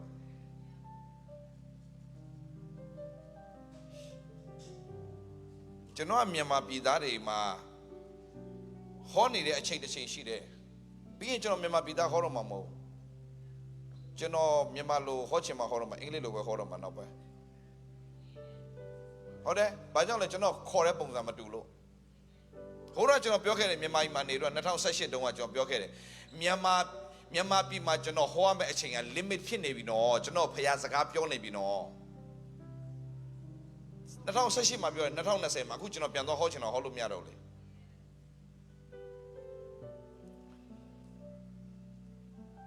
အခုကျွန်တော်မြန်မာတွေကိုဟောနေတယ်မြန်မာလို့နောက်ခဏနေဘုရားသခင်ကမင်းအင်္ဂလိပ်လိုပဲဟောတော့ဆိုအဲ့နယ်ပယ်ထဲကျွန်တော်သွားတော့မှာဘာကြောင့်လဲဆိုတော့လူမျိုးတကာအတွက်ဘုရားခင်ကျွန်တော်ခေါ်ထားတာလူတစ်မျိုးအတွက်ဘုရားခေါ်ထားမို့လူတစ်မျိုးနဲ့ကျွန်တော်မသိနိုင်ဘူးလောကကြီးကနေကျွန်တော်မထွက်သွားနိုင်ဘူးလူအမျိုးမျိုးကိုကျွန်တော်ဟောမှာလူအမျိုးမျိုးအတွက်ကောင်းကြီးဖြစ်တဲ့သူဖြစ်ကိုဖြစ်အောင်ပါယူပါယုံကြည်ကြည်ထိုင်တယ်လို့တယ်ကိုယ့်ရဲ့အခြေအနေကြည့်တော့မဖြစ်နိုင်ပါဘူးဒါပေမဲ့ကိုယ့်အခြေအနေကြည့်စရာဘာအကြောင်းမှမရှိဘူးဘုရားသခင်အခြေအနေအားလုံးအထက်မှာရှိတယ်ဘုရားကြောင့်ဘုရားနဲ့သွားရင်တင်းတို့အုံနောက်တွေအကုန်လုံးဖဲမဖြစ်နိုင်တာတွေအကုန်ဖြစ်စေရမယ်ကိုတတ်နိုင်တဲ့လောက်ပဲအလုပ်လုပ်တဲ့ဘုရားမို့ယုံနိုင်တဲ့အတိုင်းဘုရားအလုပ်လုပ်တယ်ဘုရားလုံး ကိုယ့်ရဲ့ limit နဲ့သွားပြီးတော့ဖခင်နဲ့ဘယ်တော့မှအလုံးမလုံးနဲ့ကိုယ့်ရဲ့အတိုင်းတာတစ်ခုနဲ့အလုံးမလုံးနဲ့ကျွန်တော်အတိုင်းတာဆိုရင်ကျွန်တော်ဘယ်နိုင်ငံမှာသွားပြီးတရားမဟောရဘူးကျွန်တော်အင်္ဂလိပ်စကား broken English ဒါပေမဲ့ကျွန်တော်စိတ်ဝင်စားဘူးအရေးမကြီးဘူး language အရေးကြီးတာမဟုတ်ဘူး language ကကျွန်တော်တို့အရေးမကြီးဘူးဖခင်စကားပိုအရေးကြီးတယ်ဖခင်စကားမှန် language ကသူ့ဘာသူတဲ့သွားအောင်ကျွန်တော်ဘရာဇီးမှာတော့တရားဟောတာကျွန်တော်တရားတော်ဟောမပြီးသေးဘူးဘရာဇီးမှာတော့တကယ်စီးပွားရေးသမားတွေပဲအကုန်မျက်ရည်နဲ့မျက်ကွက်ပြေးထွက်လာလို့ကျွန်တော်မခေါ်သေးဘူးသူတို့ပြေးထွက်လာလို့မျက်ရည်နဲ့မျက်ကွက်စက်ကတ်နေပြီကျွန်တော်သားရှိတယ်မေးကြည့်ကျွန်တော်ဝိညာဉ်သားကျွန်တော်မခေါ်သေးဘူးအဲ့မှာ businessman တွေပြေးထွက်လာပြီးတော့ဒီမှာဒီသူတို့ဆင်ရလဲတော်တော်မြင့်တယ်အဲ့ဒီဆင်မှာမှီတော့သူတို့ငိုတော့ဆူတောင်းခံတာဖျားလုံးနေပြီ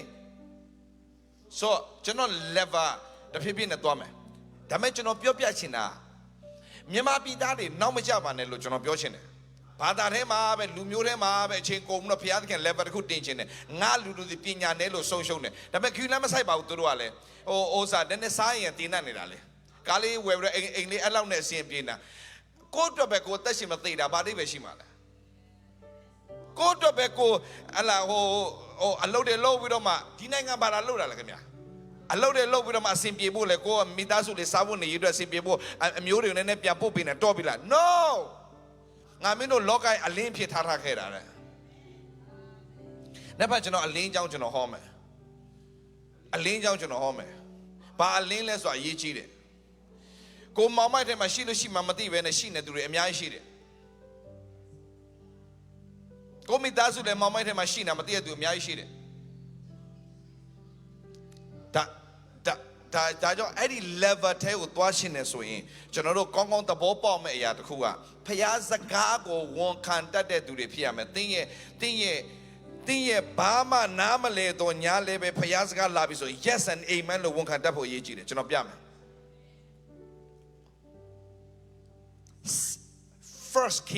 First King not First Samuel First King chapter 17 First King chapter 17 verse 1 ကနေစကြည့် First King 17 verse 1ကနေစကြည့်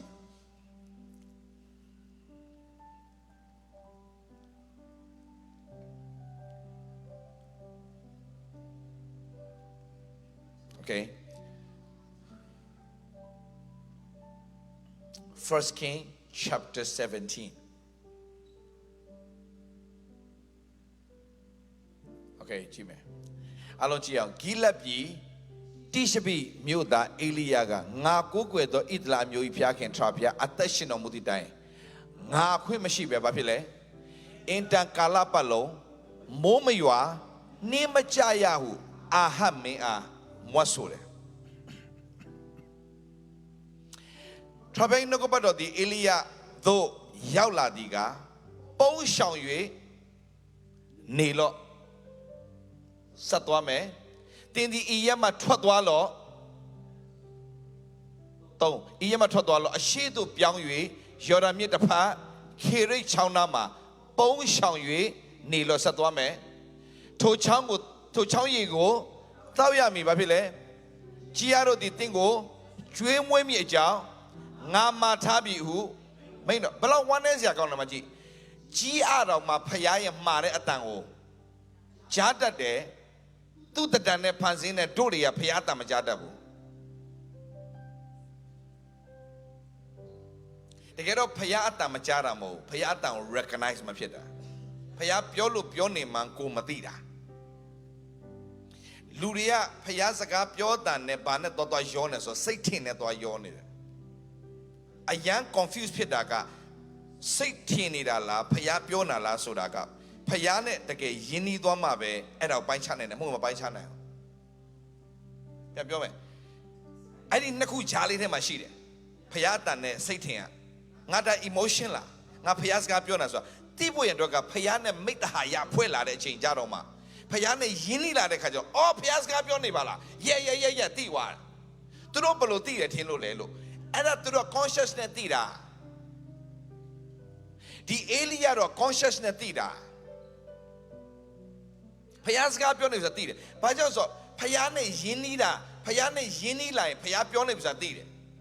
ဒါဖယားစကားမဟုတ်ဘူးဆိုတာလည်းသိတယ်ဒါကြောင့်ငါတိုးတို့ဒီ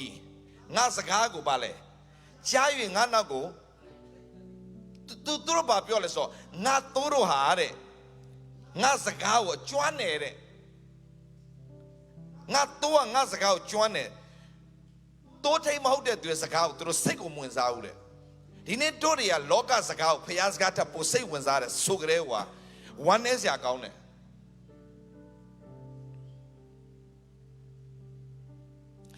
ဟိုဟာလာဟိုပလင်ရှိရောက်မှသုံးနဲ့စိတ်ခွဲတာမို့ဒီမှာတည်းကသုံးနဲ့စိတ်ခွဲလို့ရတယ်ဟိုရောက်မှခွဲစရာမလိုအပေါ်ရောက်မှဒီအောက်မှာတည်းကသုံးနဲ့စိတ်ခွဲလို့ရတယ်အတန်ကြားတတ်တယ်ဖယားအတန်ကြားတတ်လူကတော့ငါတော့ငါစကားကိုကြားတော့ငါနောက်လဲဖယားအတန်မကြားတတ်တယ်အဲ့ဒါစိတ်ပဲဖယားเจ้าထဲမှာတိုးတဲ့စိတ်တွေရောနေတယ်အရန်ခွေးတတ်တာများပြီဆိုတိုးတွေနဲနေပြီစိတ်တွေများနေပြီဆရာတွေတော့မှပြန်တော့ဆရာပြန်လှုပ်ချင်တယ်ရံပြန်ဖြစ်ချင်တယ်ဆရာတွေတော့မှအဲ့လိုပြန်တော့အဲ့လိုရှောက်ပြောပြီဆိုအဲ့ဒါတိုးမဟုတ်ဘူးတိုးဆိုတာပါစားပိတ်နေတယ်ငြိမ်ဝတ်စွာနေတယ်တိတ်စွာနေပြီဆိုအဲ့ဒါတိုးမဟုတ်တော့အဲ့ဒါစိတ်တွေတော်ပြတာရှိတယ်အခုဖျားเจ้าနေမှာတော်များပြတာရှိတယ်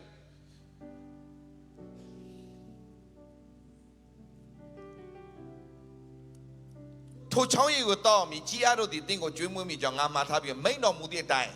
အေလိယသည်တွား၍ယော်ဒန်မြစ်တစ်ဖက်ခေရိတ်ချောင်းနားမှနေလေကြီးအားတို့သည်နေတိုင်းနနက်တစ်ခါညတစ်ခါမုန့်နှင့်အမဲသားကိုဆောင်ခဲ့ကြ၏ချောင်းရီကိုလည်းတောက်ရ၏နောက်တစ်ဖက်မိုးမရွာတော့ကြောင့်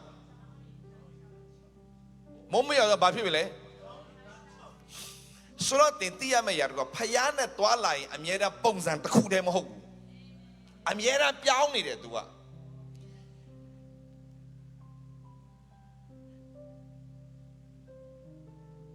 ခေရိတ်ချောင်းကရေပဲတစ်ချိန်လုံးတောက်ခိုင်းတာမဟုတ်တော့ခေရိတ်ချောင်းကရေခန်းလဲခန်းသွားထရာဖျားနှုတ်ကပတ်တော်ဒီရောက်လာဒီကဆက်သွားရအောင်အငယ်ရှိထရာဖျားနှုတ်ကပတ်တော်ရောက်လာဒီကဆက်သွားမယ်တင်ထလောဇီဒုံပြည်လာပြီဇရဒမြို့သို့သွား၍နေလောယနေ့တေချာစာကြည့်ကျွန်တော်ပြောတော့မယ်ဇရဒမြို့သို့သွား၍နေလောထိုပြည်၌နေသောမုတ်ဆိုးမတယောက်သည်ဟယ်လိုမုတ်ဆိုးမတယောက်ဒီတင်းကိုကျွေးမွေးမြည်အကြောင်းငါမှားထားပြီဟုမိန်တော်မူသည့်အတိုင်းအေလိယသည်ထား၍ဇရဒမြို့သွားတယ်မြို့တကားသို့ရောက်တော့ခါစကြည့်အဲ့ဒီမှာမုတ်ဆိုးမတွေအများကြီးရှိတယ်မုတ်ဆိုးမအများကြီးရှိတယ်ဇရဒမြို့မုတ်ဆိုးမတွေအများကြီးရှိတယ်မြို့ထဲကိုဝင်တာနဲ့ဒီမိန်းမလို့တန်းသိတယ်ဘယ်လိုသိနေလဲ तू က तू ဝိညာဉ်ထဲကသိတယ်ဒါကြောင့်ဝိညာဉ်ကအားပြည့်ရတာဝိညာဉ်ကအားမပြည့်ရင်ဒီလူကဖျားလူလားဒီလူကဖျားလူမဟုတ်ဘူးလားမသိနိုင်ဘူးဝိညာဉ်အားမပြည့်ရင်ဒီလူကဖျားလူလားဒီလူကဖျားလူမဟုတ်ဘူးလားမသိနိုင်ဘူးမသိနိုင်ဘူးအတ္တသိကြီးလုံးအားကြီးလဲဖျားလူဖျားပြောနေတဲ့အရာကိုမမြင်နိုင်တော့ဘူးအတ္တသိကြီးသွားရင်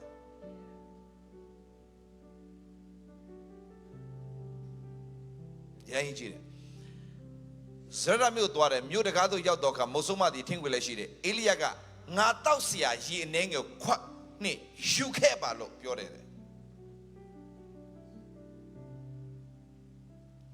ဟိရဆိုတယ်မိမသည်ရေကိုယူခြင်းကသွားစဉ်တွင်တဖန်မုတ်တစ်ဖက်ကိုလည်းတင်းလန့်တိုင်းယူခဲ့ပါလို့ဟုဆိုပြန်လေမပြောလဲ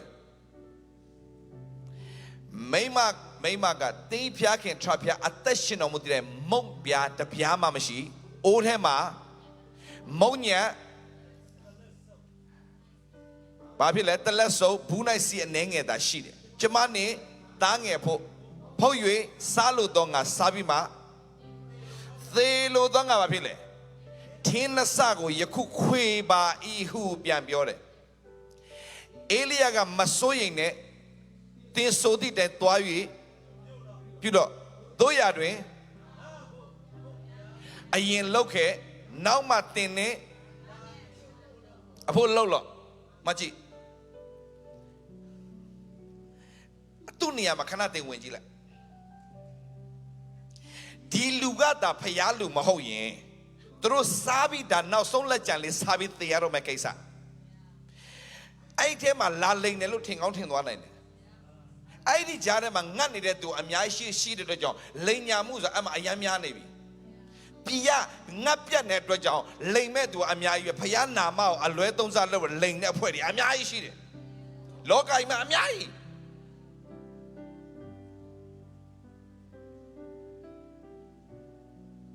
တခြားလို့မပြောနဲ့ကျွန်တော်တော့မှလာလိန်တဲ့အဖွဲ့ရှိသေးတယ်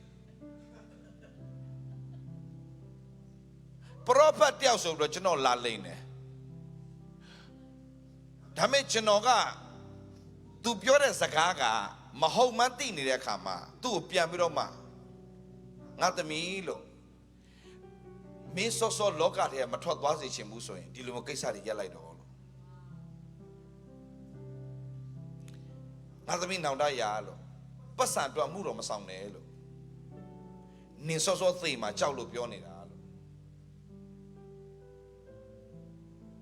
Please don't do that မင်းလိုနေတဲ့ပတ်စံငါပေးလိုက်လို့ရတယ်ဒါပေမဲ့ဖယားနာမအလွဲသုံးစားလုပ်တော့မင်းငါ့ကိုလာမလိမ့်နဲ့လို့မင်းဘာလိုနေဆိုတာကပါငါ့ကိုဖယားဖော်ပြနေခုလို့ရှာကိုရှာ prophet David လာလို့ဘယ်တော့မှနာမည်မတက်ဘူးဒါပေမဲ့ဖယားပြောခိုင်းတဲ့အတန်ဖယားပြောခိုင်းတဲ့အလုပ်တွေအများကြီးသိပြီးတော့လုပ်ခဲ့တယ်ဆက်လည်းအများကြီးဆက်လုပ်မယ်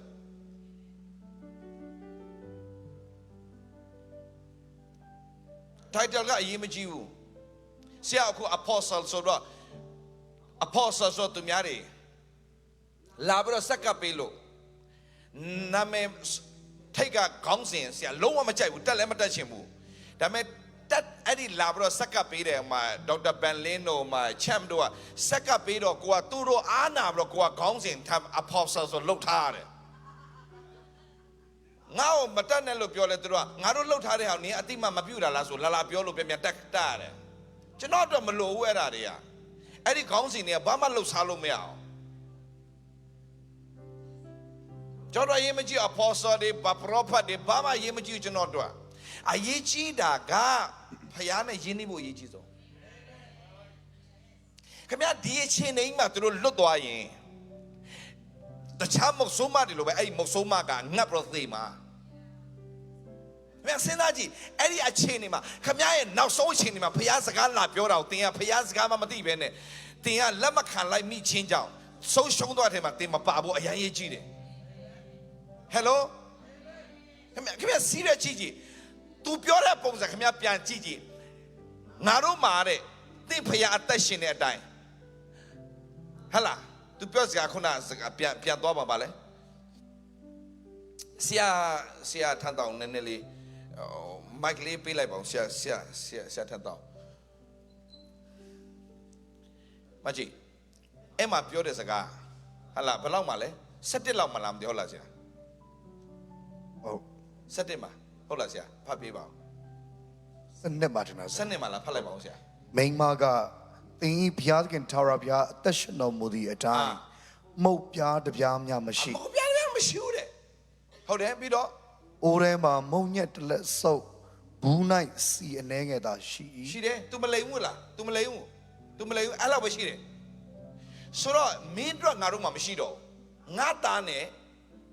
ဆရာဆက်ဖတ်ပေးပါဦးကျမနဲ့သားငယ်ဖို့ဖုံး၍စားလိုသောငါ၎င်းစားပြီးမှတေလိုသောငါ၎င်းစားပြီးတို့မှစားစရာမရှိတော့ဘူးအဲ့ဒါစားပြီးတို့ဘာလုပ်တော့မှလဲအေးတော့ဒါပဲစားစရာလုံးဝရှိတော့ဒါပေမဲ့အော်စရာကောင်းတာကဖျားသခင်ကသူတို့အတွက်စားတဲ့ဒါတလုံးစားပြီးသေတော့မဲ့လူတို့မသေးရလေအောင်ကြိုတင်ပြင်ဆင်တဲ့နေရာဘာလုပ်တာလဲဖျားစကားသေလာတဲ့လူရှင်းလို့တယ်ခင်ဗျာတော့ဘောလားမသိဖျားအလုံးလုံးတော့မယ်ဆိုရင်ဖျားစကားနဲ့အလုံးလုံးတယ် ဒါဆိုကဘာမြေကြီးကိုဖခင်ဘာနဲ့ဖန်ဆင်းခဲ့တာလဲစကားနဲ့ဖန်ဆင်းတယ်တင့်ကိုလည်းဖခင်အလုံးလုံးတော့မယ်ဆိုရင်တင့်ကိုဖခင်ဘာပဲ focus လုပ်ခိုင်းလဲဖခင်စကားပဲ focus လုပ်ခိုင်းတယ်ဒါပေမဲ့တို့ကဖခင်စကားထက်ကျန်တဲ့အရာတွေအလုံးတော့အာယုံစိုက်တတ်တယ်အဲ့ဒါတင်းရဲ့ပြဿနာအဲ့ဒီထဲမှာကျွန်တော်ပါလို့မရတော့ serious ထားရအောင်ကျမသားနဲ့ဟလာကျမနဲ့သားငယ်ဖို့ဖုတ်မှာစားလို့ပဲစားပြီးတော့မှသေလို့တော့ငါထင်းနှစကိုရုပ်ခွေပါတယ်ထင်းတော့အများကြီးမခွေဘူးထင်းနှစပဲခွေတယ်ဘာကြောင့်လဲဒါပဲချက်ဖို့ရှိတော့တယ်ကျန်တဲ့ချက်စရာမရှိတော့တဲ့ကြောင့်အများကြီးလည်းခွေစရာအကြောင်းမရှိထင်းနှစပဲခွေလာတယ်ခုပြီးသွားပြီဒါပဲ we are done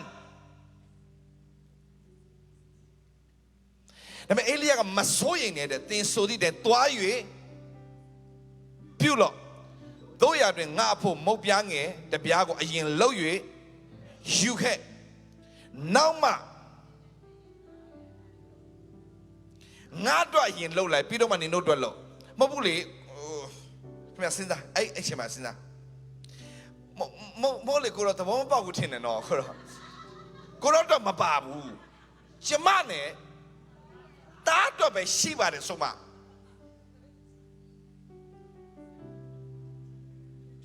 ငါကတော့တဘောမပေါက်ထင်းတယ်ကျမဘယ်လိုရှင်းပြဘယ် language နဲ့ရှင်းပြမှာ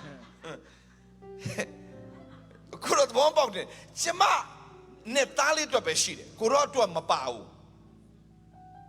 ကိုတော့ဘာပြောလဲတင်းစိုးသည့်တိုင်သွား၍အခုနဆက်လေးသွားပြီအေလိယကမစိုးရင်နဲ့တင်းစိုးသည့်တိုင်သွားပြုလို့တို့ရတွင်ငါဖို့မုတ်ပြားငင်တပြားကိုအရင်လှုပ်၍ယူခဲ့လို့ယူခဲ့နောက်မှသင်နဲ့သင်ဤသားငယ်အဖို့လှုပ်လို့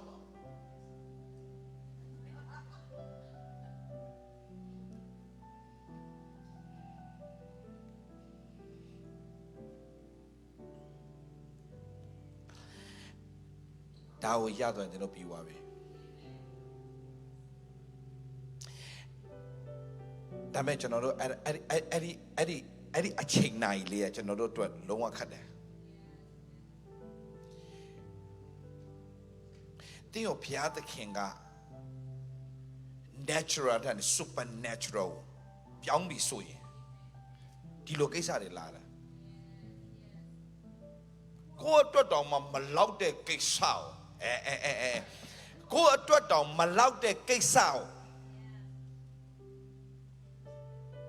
ဟုတ်နော်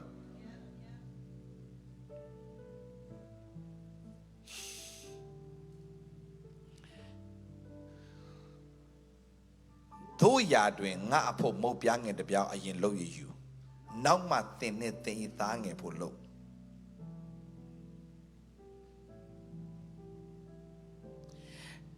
ဆက်သွားရအောင်14မှာဣဒလာအမျိုးဤဖျားခင်ထာဖျားမိန်တော်မူသည်ကထရဖတ်ဒီမြေပေါ်မှာမိုးရွာစီတော်မမုံမီတိုင်ဘိုး၌ရှိတော်မုံညံမကုံဘူး၌ရှိတော်စီမရော့ရဟုမိန်တော်မူချောင်းကိုဆင့်ဆို၏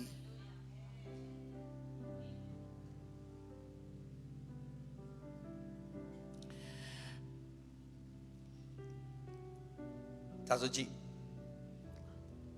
ထာဝရဘုရားမိန့်တော်မူသည်ကားတဲ့ထာဝရဘုရားသည်မြေပေါ်မှာမိုးရွာစေတော်မူတန်အိုး၌ရှိတော်မုံညံဘူး၌ရှိတော်စီဘုရားပြောလားဘုရားပြောလား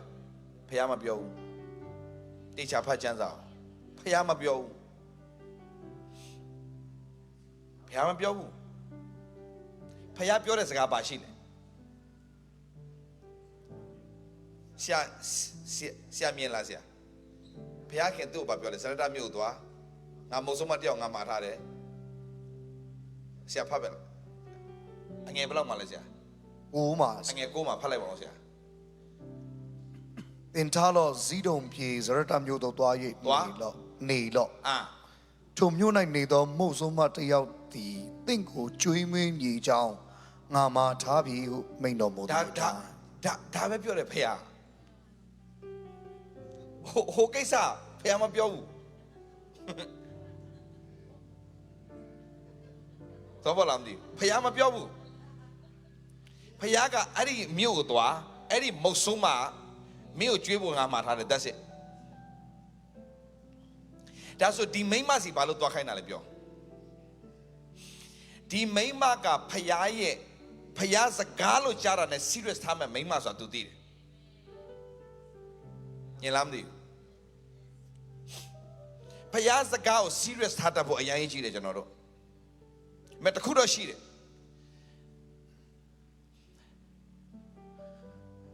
ဒီမုတ်ဆိုးမစီကိုသွားခိုင်းတဲ့အကြောင်းကိုအဲ့ဒီမုတ်ဆိုးမကဖယားရဲ့စကားနဲ့ပတ်သက်လာရင်ဖယားနဲ့ပတ်သက်လာရင်ဖယားနဲ့ပတ်သက်လာရင်ဖယားစကားကိုအမြဲတမ်းကြားချင်တဲ့နှလုံးသားရှိထားတဲ့မိန်းမအလေးနဲ့ထားတတ်တဲ့မိန်းမဒီဖယားတန်ကိုတကယ်ကြားချင်ကြားတဲ့ခွင့်ဖယားပေးတယ်ဗျာဘယ်လိုသိနိုင်လဲကျွန်တော်ပြောပြမယ်ကျွန်တော်ကရှင်းပြောရင်ကျွန်တော်ကအဲ့လိုအရင်သူများလို့ဆူတောင်းအကြည့်တယ်မှာကျွန်တော်မပါအောင်အရာနဲ့သူများလို့အိုးအဲ့လိုအရာနဲ့အိုးအဲ့လိုမလုပ်ကျွန်တော်အမေလို့လေကျွန်တော်အမေအရာဆူတောင်းအကြည့်လို့နဲ့ကျွန်တော်မခံစားနိုင်ဘူးသူနဲ့စကားပြောရှင်တော့တော်ချောင်းကြည့်တယ်သူဆက်ဆူတောင်းနေတော့မယ်မတတ်နိုင်တော့သွားအိတ်လိုက်တယ်ဘယ်ချင်းသွားကြည့်ဆူပဲတောင်းနေစကားပြောရှင်မှာဆိုဆူပဲတောင်းနေဆိုကျွန်တော်လည်းမဆောက်နိုင်တော့ကျွန်တော်သွားအိတ်လိုက်အောင်သူတော့ကျွန်တော်ဆူမတောင်းနိုင်ဘူးကျွန်တော်အရင်လည်းကျွန်တော်ဆူမတောင်းဒါမဲ့ကျွန်တော်ဆူတောင်းပြီဆိုရင်လည်းပဲဘာအာယုံမှကျွန်တော်မထားတော့ဒီအာယုံတစ်ဖြောက်နေပဲထားတယ်ဒါပဲငါဖះနဲ့စကားပြောပြီးဒါပဲမင်းကဘာကြီးပြီးမှောက်ထိုးမှောက်လန်ဖြစ်လို့ဘာကြိုက်တာဖြစ်ငါဖះနဲ့ချိန်ယူပြီးဒါပဲအဲ့ဒီချိန် seriously ယူတယ်သူများလို့အယားမလို့အိုးတော့ဘာမအော်ဘူးကျွန်တော်အယားနေမအော်ဘူးအယားနေကျွန်တော်မလို့ကျွန်တော်လုံးဝကျမကြီးဝတ်တော့ကျွန်တော်ဝတ်ချလိုက်ပြီးတော့ကျွန်တော်ဒါပဲကျွန်တော်ပြီးတော့ကျွန်တော်ဖះအများကြီးမတောင်းဘူးကျွန်တော်တောင်းတဲ့ထဲမှာကျွန်တော်မပါဘူးဖះကမတောင်းပြီးတင်လိုအပ်တာတိပြီးတာတင်လိုအပ်တဲ့ရှောက်မတောင်းနဲ့တင်လိုအပ်တာရှောက်တောင်းတဲ့ကိစ္စဖះတော့မလုပ်နဲ့ဖះမကြိုက်ဘူးအရေးကြီးတာဖះတင်ချီးမွမ်းတော့ဒါပဲ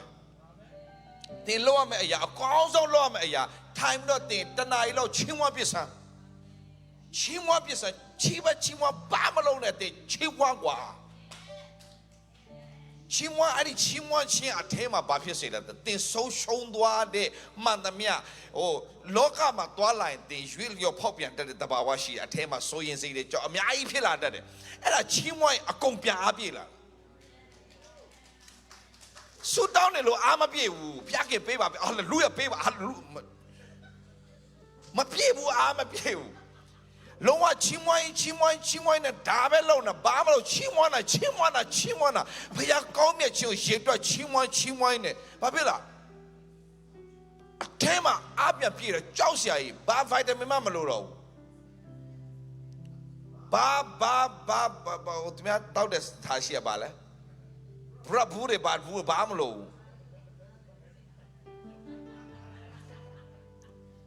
ဘာမလို့တော့အပြည့်ပြည့်ဆွမ်းမကြီးအရေးကြီးတဲ့ချက်ကျွန်တော်ပြောပြမယ်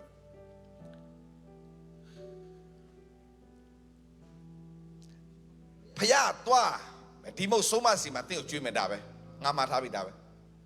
ရောက်လေရောက်ပြောခင်မိတ်နေတဲ့ဘာပြော तू လိမ့်တာမဟုတ်ရတာ तू ပြောတဲ့စကားကိုဖယားကုန်တာဝန်ယူတယ်မိုးမရွာမီကာလပတ်လုံးမှာဖယားကျွေးမယ်ပြောတဲ့အတိုင်းဖယားတာဝန်ယူပြီလား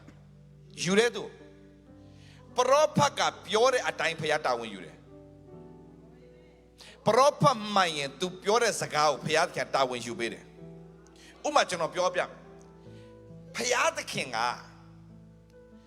ကျွန်တော်လူတယောက်ကိုကျွန်တော်ဆူတောင်းပေးတော့မယ်ဗျာဆူတောင်းပေးတော့မယ်โอเคကျွန်တော်လည်းဘာမှမပြောဘူးဒါပေမဲ့ဒီလူကိုဆူတောင်းပေးပဲဖယားစကားပြောတာဒါပေမဲ့ဆူတောင်းပေးတဲ့အချိန်မှာကျွန်တော်အထင်မှာဖယားရဲ့မေတ္တာခံစားလာရင်ကျွန်တော်ပြောလိုက်တဲ့စကားတစ်ခုရှိတယ်ခင်ဗျားပျောက်ပြီကွာလို့ပြောလိုက်တယ်ပျောက်ပြီလို့ဖယားပြောခိုင်းလို့ကျွန်တော်ပျောက်ပြီလို့ပြောတာမဟုတ်ဘူးကျွန်တော်ပျောက်ပြီပြောလို့ကျွန်တော်ပျောက်ပြီပြောတာမဟုတ်ဘူးဒါပေမဲ့ဖယားတို့အရာချစ်တာဆိုတော့ကျွန်တော်သိသွားတဲ့အချိန်မှာကျွန်တော်ပျောက်ပြီကွာလို့ပြောလိုက်တယ်အဲ့ဒါတကယ်ပျောက်တယ် ဖယားကသူ့ယုံကြည်သူတွေကိုဓာတ်ရဲ့အလုံးလုံးတဲ့အချိန်လည်းရှိတယ်ဒါပေမဲ့အများစုဓာတ်ရဲ့အလုံးမလုံးပဲနဲ့ तू အသုံးပြုတဲ့လူနဲ့ तू ပြန်အလုံးလုံးတတ်တယ်အလုံးတတ်တယ်ဒါကြောင့် prophet ပြုချင်မထီမဲ့မြင်မပြုနဲ့ဆိုတာတွေကလည်းပြန်လာတယ်အဲ့ဒါကိုပဲပြန်ပြီးတော့မှ prophet ပြုတာတွေကိုပြန်ပြီးတော့မှလှုပ်ရှားတဲ့အဖွဲ့လည်းပြန်ရှိပြန်အောင်အမျိုးစုံစာရန်လှုပ်ရက်တွေအများကြီးရှိတယ်အဲ့ဒါဒီကြောင့် prophet အစ်စ်တွေကိုအတုလို့ထင်တဲ့အဖွဲ့လည်းရှိပြန်အောင်အတုတွေကလိန်ညာတာတွေခံခဲ့ရတဲ့လူတွေကြတော့ prophet အတုတွေကြောင့်သူတို့စိတ်နာတော့ prophet တွေအတုလို့ကုန်ထင်သွားတဲ့အဖွဲ့လည်းရှိပြန်အောင်မဟုတ်ဘူးညီကိုမောင်မတော်မဟုတ်ဘူးဒါကိုပိုင်းခြားနားလေကျွန်တော်ရဲ့ life မှာဆိုရင်အဲ့လိုလာလိန်တဲ့သူကျွန်တော်သိတယ်ကျွန်တော်ဝိညာဉ်ထဲမှာဘယ်လိုသိလဲဆိုတော့ကျွန်တော်လည်းမပြောတတ်ဘူးဒီထဲမှာကျွန်တော်သိတယ်ကျွန်တော်မပြောတတ်ဘူးကျွန်တော်သိတယ်ဒီထဲမှာပဲကျွန်တော်သိတယ်ဖခင် discerning spirit ပေးလာကျွန်တော်မသိဘူးဒါပေမဲ့ကျွန်တော်ထဲမှာသိတယ်တခုပဲကျွန်တော်အားပေးချင်တာသင်ဖခင်နဲ့တကယ်သွားလာတော့သူဖြစ်ပါစေဖခင်နဲ့သွားလာဆိုပါတဲ့လားမန္တတိုင်းမှာသင်ဖခင်စကားမပါဘဲနဲ့အသက်မရှင်ပါနဲ့မန္တတိုင်းမှာသင်ဖခင်ဒီနေ့တောက် daily bread လေးပေးပါနော်သမီးကို daily bread ပေးပါနော်ဒီနေ့ daily bread မပါဘဲနဲ့ကျွန်မအသက်မရှင်ချင်ဘူးဆိုတဲ့စိတ်နဲ့သင်အသက်ရှင်လာရင်သင်ကိုသူများလာလင်လို့မရတော့သင်ကိုကျမ်းစာကြီးကြင်လာတော့ဖေယောခင်ဖော်ပြပါတယ်ပြောလဲပဲသင်အထင်းမအောင်သိတာသင်ဒါနဲ့သိတာမဟုတ်ဒါကိုသိတာလူတယောက်ကဖျားစီရမလာဘူးဆိုသူဒီထဲမှာသင်မပျော်တော့ဘူးဒီထဲမှာတခုခုလေဒီထဲမှာဘယ်လိုလဲခါကျင်နေကြိုက်တယ်လို့ခံစားရတယ်ကျွန်တော်မပြောတတ်ဘူးဒါပေမဲ့နားလဲတော့ပြောမယ်ဆိုဒီထဲမှာကျွန်တော်လုံးဝနေလို့ထိုင်လို့မတတ်တော့ဘူးဆိုအဲ့လိုလာပြီဆိုကျွန်တော်အလုံးဝလက်မခံတော့အဲ့ဒါဆိုဒါပေမဲ့ကျွန်တော်ထဲမှာအဲ့ဒီလူဝင်လာနေကျွန်တော်ထဲမှာလုံးဝကျွန်တော်ရှင်းလင်းပြီးတော့မှရှင်းလင်းပေါ့ပါနေပြီဆိုရင်ဒါဖျားလုံးလုံးနေပြီအရာသိတာတယ်ဘယ်လိုနားလဲအောင်ရှင်းပြမလဲကျွန်တော်မသိဘူးဒါပေမဲ့ဖျားနဲ့သွားလာတဲ့လူရဲ့အသက်တာကဟိုဘလို့ခေါမလဲကျွန်တော်ပြောပြီးသားနော်ကျွန်တော်သူများလို့လဲအရာကြီးတွေကျွန်တော်နိုင်နဲ့ချီတွေဟလာမဆူတောင်းပါဘူးဒါပေမဲ့အချိန်တိုင်းမှာကျွန်တော်ချီးမွမ်းခြင်းတော့ရသလောက်ကျွန်တော်လုပ်တယ်အချိန်တိုင်းရှင်နဲ့သွားလာနေတဲ့အာသထန်းနဲ့ကျွန်တော်ဖျားချီးမွမ်းတယ်အချိန်ရှိဖျားချီးမွမ်းတယ်အုံနောက်တွေနဲ့ရှုပ်လာဆိုကျွန်တော်ချီးမွမ်းလိုက်တယ်ပြဿနာတွေကအများနဲ့လာလေ ministry ထဲမှာပြဿနာအမျိုးစုံပဲလေတေးဥစ္စာတွေပြန်တော့အုပ်ထားတဲ့အုပ်ဆိုတော့အုပ်ကြီးဆိုတော့ဒီတေးဥစ္စာတွေအများကြီးပြဿနာအများကြီးရှိတယ်အတင်းသားကိုဥဆောင်ရတာထက်အတင်းသားကိုအုပ်ထားတဲ့ဒီအတင်းအုပ်တွေပြန်အုပ်ရတဲ့အဖွဲ့ဟာမလွယ်ဘူးအဲ့တော့ရှာကြီးတွေပဲအဲ့တော့ရှာကြီးတွေသူတို့ကိုပြန်ပြီးတော့ဥဆောင်တဲ့ကိစ္စမလွယ်ဘူးဒါပေမဲ့အဲ့လိုဖြစ်လိုက်ဘာမလုပ်အဖြေလည်းမပေးဘူးတခုဖြစ်လာအဖြေလည်းမပေးဘူးဘာပဲလုပ်လဲဂျေးတော့ပဲချီးမွမ်းတယ်အဲ့ကိစ္စသူ့ဘာသူပြေလဲသွားဒါပဲဒီကိစ္စမှာဒီမိန်းမကသွားလောက်လိုက်တယ်ပြောတဲ့စကားကိုသူကြားတဲ့ခါမှာဘာလုပ်လဲသူစားစရာရှိတဲ့ဟာကိုသူမစားတော့ဘဲနဲ့အေလိယကိုသွားကျွေးလိုက်တယ်ကျွေးလိုက်တဲ့အရာကအင်တန်ကာလပတ်လုံးဘာဖြစ်လဲမိုးမရွာမီကာလပတ်လုံးဝါစွာစားတဲ့အခွင့်ကိုဖျားပြင်ဆင်ပေးတယ်ဒီမှာရှိတဲ့မိသားစုတွေကျွန်တော်ပြောပြချင်တယ်ဖျားတင့်ကိုစကားပြောနေတဲ့အတန်ကိုတင်မလွတ်သွားစေနဲ့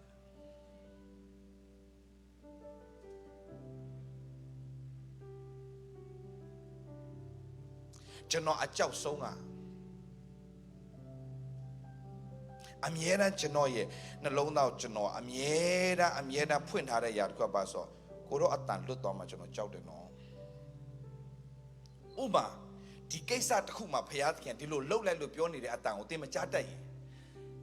သင်ဘုရားပြင်ဆင်တဲ့အခွင့်အရေးအားလုံးဆုံးရှုံးသွားပြီငါလူတို့ဒီပါလေပညာနည်းလို့ဆုံးရှုံးနေတဲ့ဘုရားစကားမပြောတာမဟုတ်ဘုရားမမဆတာမဟုတ်ဘူးဖျားပြောနေတဲ့အတန်ကိုဘာဖြစ်လဲ recognize မဖြစ်တာဒီမိမ recognize ဖြစ်တယ်သွားလှုပ်လိုက်လို့ပြောတဲ့စကားကိုချက်ချင်းသွားလှုပ်လိုက်တယ်ယူလာတော့မဟုတ်ကိုကျွေးလိုက်တယ်ပြန်ကြည့်လိုက်တော့အိုးထဲမှာပါလဲမကောမှုရှိနေတယ်စီလဲမလျော့သွားဘူးရှိနေတယ် wow ထပ်လှုပ်တယ်သွားကြည့်တယ်ရှိနေတယ် wow ဖျားသခင်ကတင့်ကိုနမိတ်လက္ခဏာနဲ့နမိတ်လက္ခဏာကျွန်တော်မပြောချင်ဘူး natural ထဲမှာမဟုတ် supernatural နဲ့မဆာချင်တဲ့ဖျားကြီးဖြစ်နေပြီ ဒီလောကမှာဘုရားသခင်ကသူ့ရဲ့သားသမီးတွေကို natural ထဲမှာအလုံးမလုံးချင်တော့ supernatural နဲ့ဘုရားအလုံးလုံးချင်ပြီ supernatural နဲ့ကျွေးမွေးချင်ပြီတင်လှုပ်တော့ပဲစားတာမဟုတ်ပဲနဲ့တင်လှုပ်တာထက်တောင်မှမလှုပ်ခင်မှာမလှုပ်တော့တဲ့အချိန်မှာပို့စားတဲ့ခွင့်ဘုရားခင်ပြင်ဆင်ပေးနိုင်တယ်ငါမလှုပ်ရင်ငါဘယ်လိုစားမှလဲဆိုတာမျိုးခင်ဗျားပြောရင်ခင်ဗျားယုံကြည်ခြင်းမရှိတဲ့ခွင့်ဘုရားနဲ့မသွားတတ်သေးလို့ပဲဖြစ်လိမ့်မယ်ပြီးတော့နောက်တစ်ခုရှိတယ်ဘုရားနဲ့သွားလိုက်တင်စိုးရင်ချင်းကိုလုံးဝအခွင့်မပေးနဲ့တင်စိုးရင်ဘုရားလုံးမလုပ်တော့ဘူးဒါကျွန်တော်တွေ့ကြုံတင်စိုးရင်ဘုရားလုံးမလုပ်တော့တင်ကလုံးဝဘုရားစိတ်ချပြီးတော့မှလုံးဝ cool ကွာလုံးဝ cool down ဖြစ်နေပြီဆိုဘုရားစလုပ်ပြီဘုရားကိုအလုပ်စေချင်ရင်တင်ငြိမ်ဝတ်စွာနေလိုက် be still ပူပန်စရာတွေအများကြီးရှိတယ်လောကကြီးမှာအဲ့ဒီပူပန်စရာတွေအားလုံးခင်ဗျာသွားမပူနဲ့ဘုရားလက်ထက်အကုန်အပ်တော့ကြီးတော့ချီးမွမ်းပြီးတော့မှတခုတော့ရှိတယ်ကြီးတော့ချီးမွမ်းဆိုခင်ဗျာဘုရားနဲ့တော့ပတ်သက်လာ alert အမြဲတမ်းဖြစ်နေရတယ်တခြင်းအဖြစ်ဘုရားစကားပြောနိုင်တယ်တရားဟောဆရာတယောက်အဖြစ်ဘုရားစကားပြောနိုင်တယ်ကျမ်းစာဖတ်နေစကားပြောနိုင်တယ်အမျိုးစုံသောအရာအဖြစ်စကားပြောနိုင်တယ် you have to be alert ဘုရားနဲ့ပတ်သက်လာ alert ဖြစ်နေဒီမိန်းမကိုဘုရားသခင်ကဘာလို့ဒီမိန်းမစီကိုဘုရားဆေလို့လက်သက်လားဒီမိန်းမအခြေအနေကိုကြည့်လိုက် alert ဖြစ်နေတာ तू ဆက်လေးမှပြန်သွားကြည့် तू က alert ဖြစ်နေတာဘုရားစကားနဲ့ပတ်သက်လာ alert ဖြစ်ရတယ်ထာဖျားဣဒလာမျိုးဖျားခင်ထာဖျားမိန်တော်မူသည်ကငါအမျိုးမမဟုတ်တော့ငါဘာလို့နှောက်ထောင်မှာလဲဣဒလာအမျိုးရဲ့ဖျားခင်ထာဖျားဇီးဒုံမျိုးရဲ့ဖျားခင်ထာဖျားလို့မပြောဘူး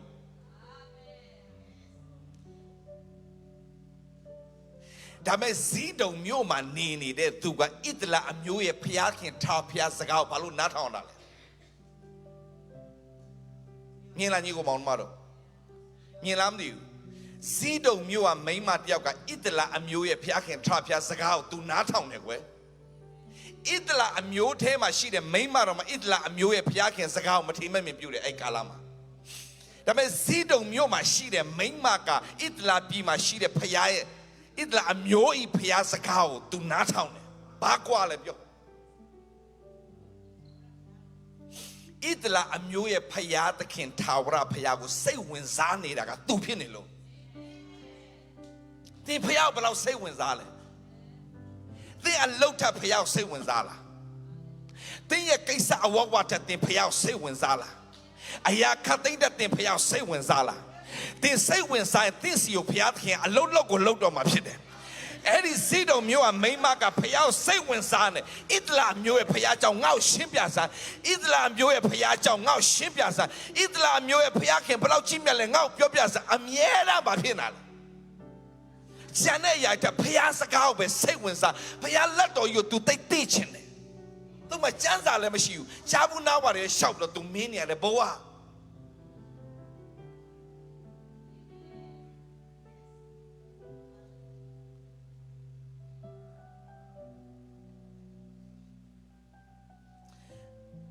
ယေရီခေါမြို့တစ်မြို့လုံးမှာ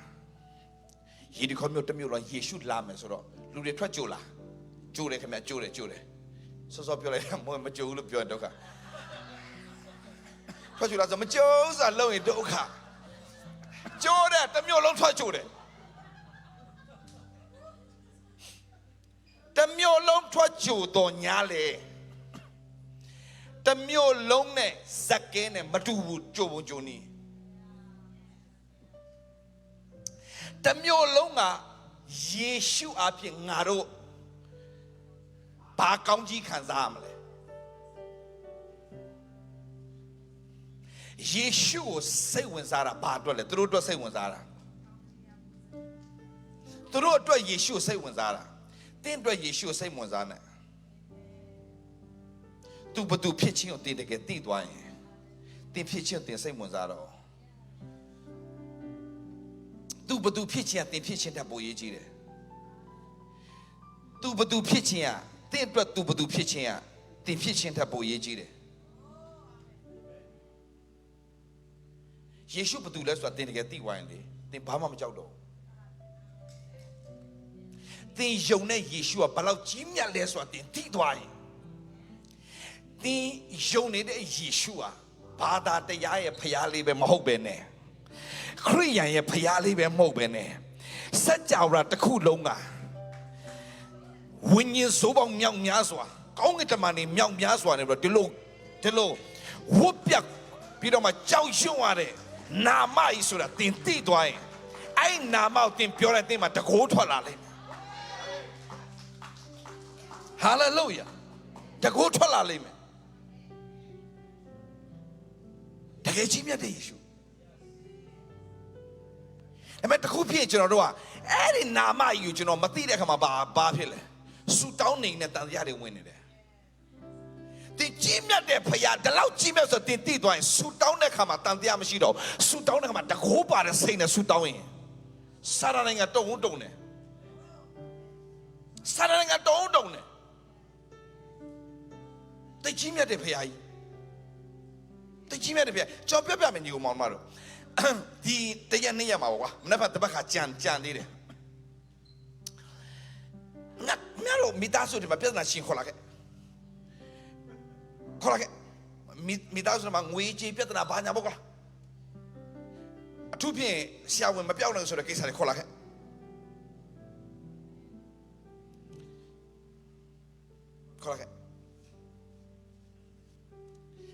တခုရှိတယ်ကျွန်တော်ဆူတောင်းပေးတယ်ပျောက်သွားတယ်ဒါပေမဲ့ထပ်ဖြစ်တဲ့ဖွဲ့တွေရှိတယ်ကျွန်တော်ဖျောက်ပြန်မေးတယ်ဘာဖြစ်လို့လဲမပျောက်စေလားငါပျောက်စေတယ်လေကိုတော့ဒါဆိုဘာလို့ပြန်ဖြစ်တာလဲသူတို့ပြန်လက်ခံတာလေပျောက်သွားပြီးဖျားနဲ့ဆက်မသွားပဲနဲ့ဖျားနဲ့ဆက်မသွားပဲနဲ့ဖျားရဲ့ဂတိတော်နဲ့ဆက်မသွားဘူးဆိုရင်ယောဂပြန်ဝင်တယ်ဘာနဲ့ပြန်ဝင်တာပြောကြောက်တဲ့စိတ်ကသူ့ပြန်ဝင်စေတယ်ကြောက်တဲ့စိတ်ကယောဂသဲဦးသဲလာတယ်ဒီလားကြောက်တဲ့စိတ်ဆိုတာစိတ်ပဲမဟုတ်ဘူးအဲ့ဒါခံစားချက်တစ်ခုပဲမဟုတ် fear is spirit ကြောက်ရွံ့ခြင်းဆိုတာကဝိညာဉ်စိုးကြီးလူတစ်ယောက်ကဝိညာဉ်စိုးစတင်တိုက်ခိုက်ပြီဆိုရင်ပထမဆုံးသင် alert ဖြစ်ရမယ့်အရာသင်ကိုဝိညာဉ်စိုးစတိုက်ခိုက်ပြီဆိုရင်သင်သိရမယ့်အရာပထမဆုံးသိရမယ့်ကြောက်တဲ့စိတ်ဝင်လာသင်အတင်းအောင်မာနတိုက်နေပြီစပြီးတော့ကြောက်တဲ့စိတ်နေရာယူပြီးစိုးရင်တဲ့စိတ်နေရာယူပြီးသင်မှတ်ထားတော့အဲ့ဒီကြောက်တဲ့စိတ်ဝင်လာပြီဆိုရင်သင်စီကြောက်တဲ့စိတ်ဝင်လာမို့အဲ့ဒါဝိညာဉ်စိုးဝင်လာတာဝိညာဉ်စိုးဝင်လာတာအဲ့တော့သင်ကနေပြီးတော့သင်နှုတ်ကပတ်တော်နဲ့ပြန်တိုက်မတိုက်အဲ့ဒီကောင် तू ကနေရာယူတော့မယ်နေရာယူပြီးသင်ဘာလုပ်ရမှာလဲချုပ်ကင်တော့မယ် तू stronghold तू နေရာယူတတ်တယ်ဒါပေမဲ့ဒီမိန်းမမှာထပ်ပြဣဒလာမျိုးဖျားခင်ထပ်ပြမိန်တော်မူဒီကထပ်ပြတဲ့မြေပေါ်မှာမိုးရွာစေတော်မူတိုက်အောင်အိုးနိုင်မုံညမကုန်ဘူးနိုင်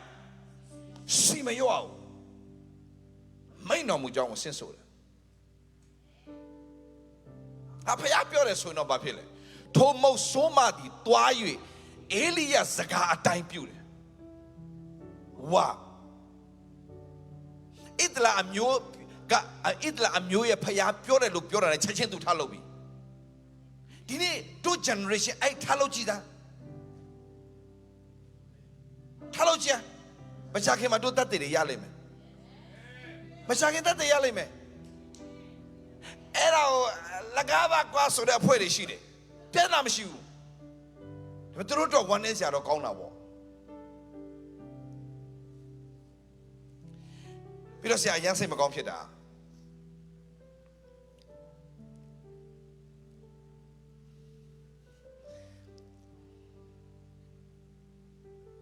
တဘာဝထဲမှာပဲရှင်တန်ဖို့တဘာဝတရားထဲမှာရှင်တန်ဖို့ရန်တော့ဟောတဲ့ဆရာတွေဆရာမခံနိုင်ဘူးဒါအောင်ဆရာတိုက်တယ်လို့ဖြစ်သွားတယ်ဆရာတိုက်တာမဟုတ်ဘူးတဘာဝထဲမှာနေလို့ခမဘာဖျားမှမလိုတော့ဘူးလေခမဘာသာလှုပ်ရှာလှုပ်ပြီးတော့စားလို့သေဒါပဲပေါ့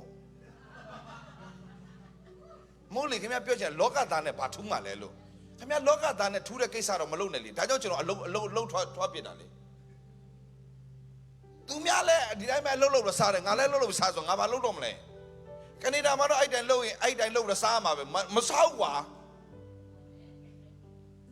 ဆိုဖျားနဲ့ချိန်ယူတယ်ဖျားထွက်ခိုင်းတယ်ထွက်တယ်အဲ့ကျနှုတ်ဘတ်တော်ရက်တယ်ချင်းဝါနဲ့ကိုးကွယ်တယ်ပြက်ရက်တယ်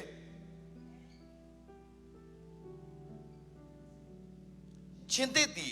ဟာလာငတ်မလို့တိမ်မယ်ကွာဖျားကိုရှာတော့သူကကောင်းလိုက်ရတဲ့စုံတစ်ခုမှမလိုရဘူးကွာတဲ့โอเคငါဒီနေ့ဆောက်တော့ငါဘာမှမရှောင်ငါဖျားဝယ်ရှာမယ်ဖျားရှာဆိုပါလေတိဖျားဘလောက်ကြီးမြတ်လဲဆိုတော့တင်တိအောင်နေ့စနေမှာနေတိုးဝင်ဘလောက်ကြီးမြတ်တဲ့ဖျားလဲဘာတွေလှုပ်ပေးခဲ့လဲဘာတွေလှုပ်နေလဲဒါဝိရဲ့ဖျားเจ้าမတင်မပြောနဲ့တင့်ဖျားเจ้าတင်ပြောရမယ်အာဗြဟံဖျားเจ้าမတင်မပြောနဲ့တင့်ဖျားเจ้าတင်ပြောနေသူဖြစ်ရမယ်ဣဇာရဲ့ဖျားเจ้าမပြောနဲ့ဣသလာအစတရားရတဲ့เจ้าမပြောနဲ့တင့်အစတရားရပြီလားဖျားထားတဲ့နေရာမှာနေတော့ဖျားလှုပ်ခိုင်းတာလှုပ်တဲ့အစတရားမကောင်းအခုအချိန်မှာအခုကာလယေရှုအပြင်အတိုင်းစားမရှိတဲ့ဖျားခင်ဗိတ်တိတ်ကတင်းတော်မှာသုံးလောင်းထားပြီးသားဟာလေလုယာဖျားခင်ပြင်စင်တဲ့မင်္ဂလာသိကြီးလုံးအားကြီးတယ်ကျွန်တော်ထပ်ပြောမယ်ဖျားပြင်စင်တာမင်္ဂလာသိကြီးလုံးအားကြီးတယ်အဲ့တော့သင်က natural ထဲမှာပဲနေရှင်နေဆိုရင်တော့သင်မဲနေခဲ့ဟာကျွန်တော်ညီကိုမောင်မသားသမီးတွေအားလုံးပြောပြချင်တဲ့အရာတစ်ခုကတော့လုံးဝကျွန်တော်လက်မခံဘူးအဲ့ဒီကိစ္စကိုမကြည့်ဖျားတကယ်တင်းကိုဒီတန်းလေးပဲရိုးရိုးတလေးနဲ့လောကထဲမှာလောကသားတွေလိုပဲမထင်မရှားလေးနဲ့နေပြီးတော့မှတည်သွားဖို့မဟုတ်ဘူးဗျကျွန်တော်ပြောပြမယ်လိုက်ဆိုကြည့်အောင်ငါ့ကိုခေါ်လို့ငါထူးမယ်ကြီးတော့ရဖျားမပြောလဲတင်မသိနိုင်နတ်နေတဲ့အရာကိုငါဖော်ပြဖျားခင်ဖော်ပြခြင်းတဲ့အရာကြီးရပါလဲကြီးတော့ရတင်မသိနိုင်နတ်နေတဲ့အရာတွေဖျားဖော်ပြခြင်းတယ်နတ်နေတဲ့အရာပြောနတ်နေတဲ့အရာပြောနတ်နေတဲ့အရာအခုအေလိယက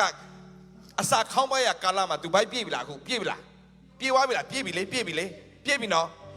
အေးသူပဲပြေးတာမဟုတ်သူ့ဖျားစကားနားထောင်နေတဲ့သူကပြေးလားငတ်သွားလား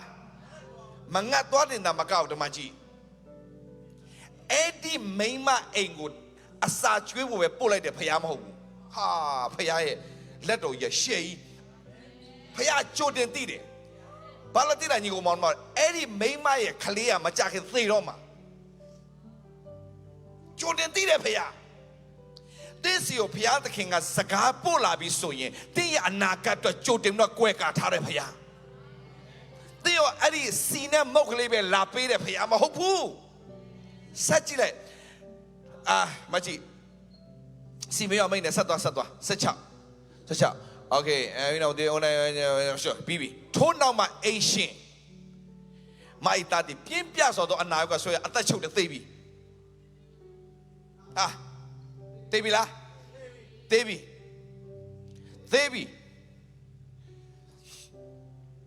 မိမကလည်း16မှာအိုးဖျားခင်လူကိုတော်ဒီကျမနဲ့ဘယ်သို့ဆိုင်သနည်းကျမအပြစ်တို့ကိုအောက်မေ့စေ၍ကျမ၏သားကိုတတ်အံ့တော့ငါကျမစီတို့ကြွလာတော့မလားအေလိယဆိုတယ်တင်းသားကိုငါပေးလို့ဟုဆိုလေမိမရင်ဝင်တဲ့ကယူ၍မိမိနေရအထက်ခန်းသို့ဆောင်သွားဖြင့်မိမိအိမ်အောင်မှာထားတယ်ကျွန်တော်ဖျားခင်ထွားဖျားကျွန်ုပ်တဲခိုသောအီမိုဆိုမနဲ့ထွားဖျားခင်ထွားဖျားဤသူငယ်ဤဝိညာဉ်ကိုတဖန်ရှင်စေတော်မူပါဟုထွားဖျားကြွေးကြော်ပြန်ဤ21မှာ21မှာကြွေးကြော်ပြန်ဤအေလိယစကားထွားဖျားကြား၍22မှာသူငယ်ဝိညာဉ်သည်ဝင်ပြန်သည်ဖြင့်အသက်ဖျားရဲ့စကားကိုသင် serious ထားတဲ့ဘိုက်ပဲပြည့်တာမဟုတ်အနာဂတ်သင်ရဲ့ generation မာနကဖြည့်ဆည်းဖို့ကြံစည်တဲ့အရာတော်မှာတည်သွားတဲ့အရာတွေအလုံးပြန်ရှင်ရတဲ့ခွန်ဖျားခင်ပြန်ပေးတယ်ဗျာ hallelujah သင်ရဲ့အနာဂတ်မှာစာရန်ကဖြည့်ဆည်းဖို့သင်မှာရန်သူမရှိဘူးမထင်နဲ့သင်ယေရှုကို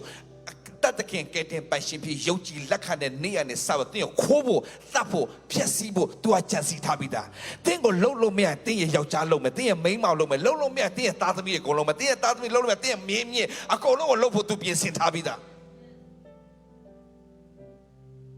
သင်တို့အခဲမကြေဘူးဖျက်ဆီးဖို့ကြံစည်ထားပြီးသား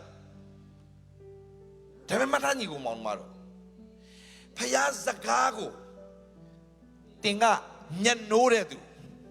come on ဖျားချစ်တယ်ရှောင်းမပြောနဲ့ဖျားစကားကိုတင်တကယ်ညနိုးတဲ့သူဖျားစကားကိုတံမိုးထားတဲ့သူဖျားစကားကိုစာငတ်တဲ့သူမှန်ရင် အဲ့ဒီသူဖခင်ထိပိုင်ခွင့်မပေးဘူး Come on ဒီမချမ်းမှာဆိုလို့ပြန်ပြောမယ် Hallelujah မချမ်းမှာဆိုလို့ပြန်ပြောမယ်ဖခင်စကားကိုသင်အရင် serious ထားတတ်လိုက်ဖခင်စကားကိုမြန်တိုးတက်လိုက်ဖခင်စကားသင်တို့အရသာရှိတတ်လာပြီဆိုရင်အဲ့ဒီသူဖခင်ထိခွင့်မပေးတော့ဘူးသင်ဖခင်စကားနဲ့ပျော်တက်လာပြီဆိုရင်စိတ်ညစ်စရာတွေအများကြီးရှိပေမဲ့ကျွန်တော်ကျေးဇူးတော်ချီးမွမ်းတာဖခင်သခင်ရဲ့ဂတိတော်ကိုစဉ်းစားပြီးတော့မှလေအဲ့ဒီဂတိတော်ထဲကနေ revelation တစ်ခုရရင်အယံပျော်တဲ့အချိန်တွေဆိုတော့ဖခင်စကားအယတာရှိမှကျွန်တော်သိသွားတဲ့နေ့ရက်နဲ့စပြီးတော့ကျွန်တော်အယံကောက်ကြည့်ရှိတယ်တဲ့တော့ဖခင်ရဲ့စကားပြလပုတ်ကဲ့သူချိုးပြီလားတာဝေးကဲ့သူဖခင်စကားအယံချိုးတယ်ဆိုတော့တင်သိသွားတဲ့နေ့ဟာတင်းကိုဘယ်သူမှထိလို့မရတော့တဲ့နေ့ပဲ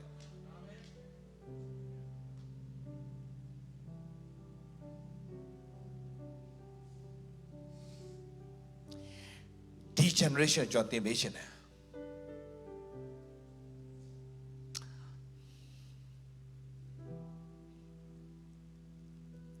ဒီခေတ်ကာလမှာသင်ဟိုကတမျိုးပြောတရက်တမျိုးပြောနဲ့လှည့်စားမဲ့သူတွေအများကြီးရှိလိမ့်မယ်အဲ့ဒီထဲမှာငါဆိုပါစို့အေလိယလာပြောတဲ့စကားကို तू ကနေပြီးတော့မှယေရှုတင်တယ်ကျမဟိုဣတလာအမျိုးလည်းမဟုတ်ဘူးဣတလာအမျိုးရဲ့ထာဝရဘုရားကိုလည်းကျမစိတ်ဝင်စားအောင် तू ပြောလို့ရတယ်ပြောလို့ရတယ်โอเคနော်မကြည့်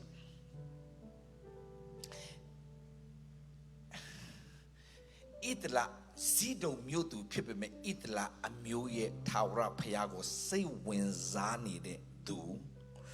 အဲ့ဒီချိန်မှာအဲ့ဒီဘုရားစကားပြောတယ်လို့ပြောလိုက်ကိုသူစားချက်ဖို့ပြင်ဆင်ထားတဲ့ဟာတွေအားလုံးယူတော့မှယောဘုရားစကားလာပြီဘုရားစကားလာပြီဘုရားစကားလာပြီနောက်တစ်ခုကျွန်တော်ဒီ2026ထဲမှာကျွန်တော်ပြန်သွားတယ်ကျွန်တော် program တစ်ခုစမယ်ကျွန်တော်ဖွဲ့နေတယ်ကျွန်တော်က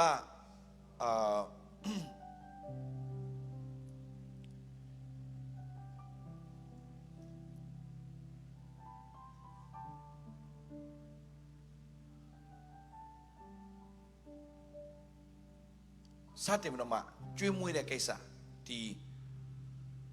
ဘာလဲဖိုးဖွားတယ်လေအဖိုးဖွားတယ်လုံးဖွယ်လို့ကျွန်တော် plan တစ်ခုဆွဲတယ်ဆွဲတဲ့ခါမှာဖခင်ကျွန်တော်စကားပြောတဲ့ဟာရှိတယ်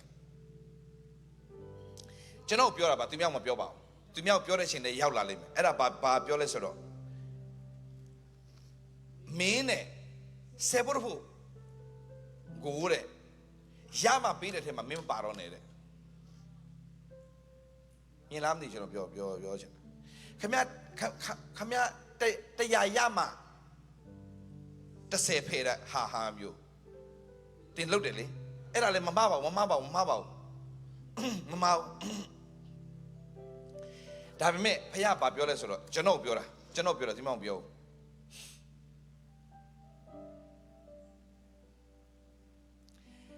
မင်းဒီနှစ်မှာမင်းဘယ်လောက်ဝင်းချင်းလဲ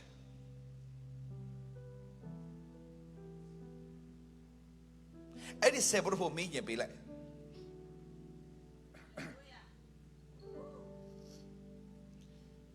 ကျွန်တော်ပြောတော့သူများမလုပ်ခိုင်းဘူး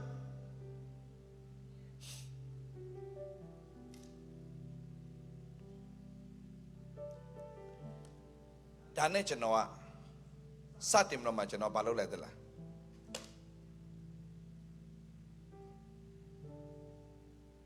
ကျွန်တော်ရဲ့အမောင့်တစ်ခုပါဗျာဒါပေမဲ့ပြောလို့ရတယ်ပြောလို့ရပါတယ်ပြောလိုက်မယ်ဖျားသခင်လို့ကျွန်တော်ဝင်သေးဘူးနော်ကျွန်တော်ဆေဘဖို့ပေးပါတယ်ဆိုတော့ကျွန်တော်ဘာလို့လဲလားဒီတလုံးမှာပဲကျွန်တော်2000ပြည့်ထည့်လိုက်တယ်ကျွန်တော်ဆေဘဖို့ကျွန်တော်2000ပြည့်ထည့်တယ်တိလာညီကောင်မောင်မတော့ကျွန်တော်အကောင့်နဲ့2သိန်းဝင်တယ်ဒါကျွန်တော်တို့လိုက်လှုပ်ရှားမလို့ဒါပေမဲ့ကျွန်တော်က2သိန်းရမှ2000ထည့်ရှင်တာလေဒါပေမဲ့ဖခင်ကျွန်တော်ဒီအားနဲ့သင်တာ ဒီမုတ်ဆိုးမှလှုပ်လိုက်တဲ့အရာကအရင်ထည့်ရတာအရင်လှုပ်ရတာအရင်မင်းလှုပ်လိုက်ငါ့ကိုကျွေးပြီးတော့မှမင်းတို့ရအဲ့ဒါဖခင်ပြောတယ်ဆိုကျွန်တော်တို့ရမပေးရှင်တာဖခင်ကရမမပေးနဲ့မင်းစပေးမင်းရတဲ့ခွင့်ငါပြင်ဆင်ပေးတယ်ဆိုကျွန်တော်စမ်းနေကျွန်တော်အရန်နောက်တိုင်းရတယ်အဲ့လိုတည်ငါ4000ပေးလိုက်ငါ4သိန်းရမှာကွာကျွန်တော်တီးပြီးကျွေးတော့မယ်ကျွန်တော်ကျွေးတော့မှာကျွန်တော်တီးသွားအဲ့ဒါကျွန်တော်ဖျားခင်ဖော်ပြတဲ့အရာလေးတာဖျားကျွန်တော်ဖော်ပြတော့မင်းဘလောက်ထိမင်းရဲ့ဝင်ငွေတိုးချင်လဲအဲ့တိုင်းမင်းဆက်ဘလို့အရင်ထဲလိုက်ကျွန်တော်ဖျားစကားပြောပြီးဒါနဲ့ကျွန်တော်ကအမြဲတမ်းတင်လေးလာတဲ့သူဖြစ်ရမယ်တင်ရွက်သူဖြစ်ရမယ်ဒါနဲ့ကျွန်တော်ဂျူးတွေလည်းအဲ့တိုင်းလှုပ်လာလို့ကျွန်တော်လေးလာတော့ဂျူးတွေကအဲ့ဒါစဒကာလို့ခေါ်တယ်စဒကာကျွန်တော်ဂျူးမို့တော့ကျွန်တော်အတန်ထွက်ကဗျာပြီးရှင်မပြီးလိမ့်မယ်ဒါမဲ့အနီးဆက်ဆုံးကတော့အမှန်နဲ့ကျွန်တော်စဒကာဂျူးတွေနားထောင်နေရီများမနေမှန်တယ်နည်းနည်းတော့မှန်တယ်ကျွန်တော်အာမခံရတယ်စဒကာဆိုတာသူတို့အဲ့တိုင်းချတာအဲ့တိုင်းချတာဆိုတော့ကျွန်တော်နားလေသွားတော့ကျွန်တော်အဲ့နဲ့ဆောက်လို့ချပြီအခုကတော့ကျွန်တော်သဘောပေါက်သွားတာကျွန်တော်နည်းနည်းစမ်းကြည့်တာဒါပေမဲ့ကျွန်တော်မယုံလို့လည်းမဟုတ်ပါဘူးဒါပေမဲ့ကျွန်တော်တလုံးလောက်လာတာရတဲ့ထက်ကနေဖယ်တာလေကိုတော့ပေးကျွန်တော်ဖယ်မယ်ဟာလေလုယာပေးဖယ်မယ်မပေးမဖယ်ဘူးအဲ့လိုကျွန်တော်သွားတယ်ကောမဖယ်ဘူးဒါပဲလေကိုတော့ပေးကျွန်တော်ဖယ်မှာပေါ့ပါလေအဲ့လိုလားဖခင်မင်းပဲမင်းတတ်တယ်ရမယ်ကောင်းကင်တကာဖွင့်မယ်ဆိုတဲ့ကိစ္စကြီးอ่ะအဲ့ဒီမှာကျွန်တော်စဒကာဆိုတာလိလာတော့မှဂျူးတွေကကျွန်တော်တို့မလုံပြပြောင်းပြန်လုံတာဂျူးอ่ะရမဖယ်တာမဟုတ်ဆယ်ဘုရားစဒကာမရခင်သူတို့ကဒီနှစ်တော့ငါ9သိန်းဆို9သိန်းပြစ်ထည့်တာသူတို့9တန်းပြောင်းဝင်တာလေစဒကာခင်ဗျားတို့လေ့လာလိုက်ဂျူးတွေမှာစဒကာဆိုရှိတယ်အဲ့ဒါကျွန်တော်လေ့လာပြီးမှကျွန်တော်ရေလဲပေါက်သွားတာကျွန်တော်ဆိုတော့ဒီမှာလည်းကြည့်သူလုပ်တဲ့အရာကျွန်တော်ဖះဖော်ပြတာဒီမိန်းမကိုငါအရင်ဆုံးအစာပေးတာမဟုတ်ဘူးအစာသူတို့လောက်ခိုင်းမတော့ပို့လာတဲ့အရာကိုအေလိယောကျွေးခိုင်းတာမဟုတ်အေလိယောအရင်ကျွေးလိုက်မင်းစားတဲ့စာကိုပြန်မပြန်ရမယ်ဖះနဲ့တွားလိုက်ညီကိုမောင်မတို့ဒီနေ့ကျွန်တော်ပြမယ်နော် another level ဒီနေ့မှာတွားချင်နေဆိုရင်ရမဖယ်တဲ့ဟာကိုခင်ဗျားတို့ရက်လိုက်တော့မယုံလိုက်ရတယ်မလုံးနဲ့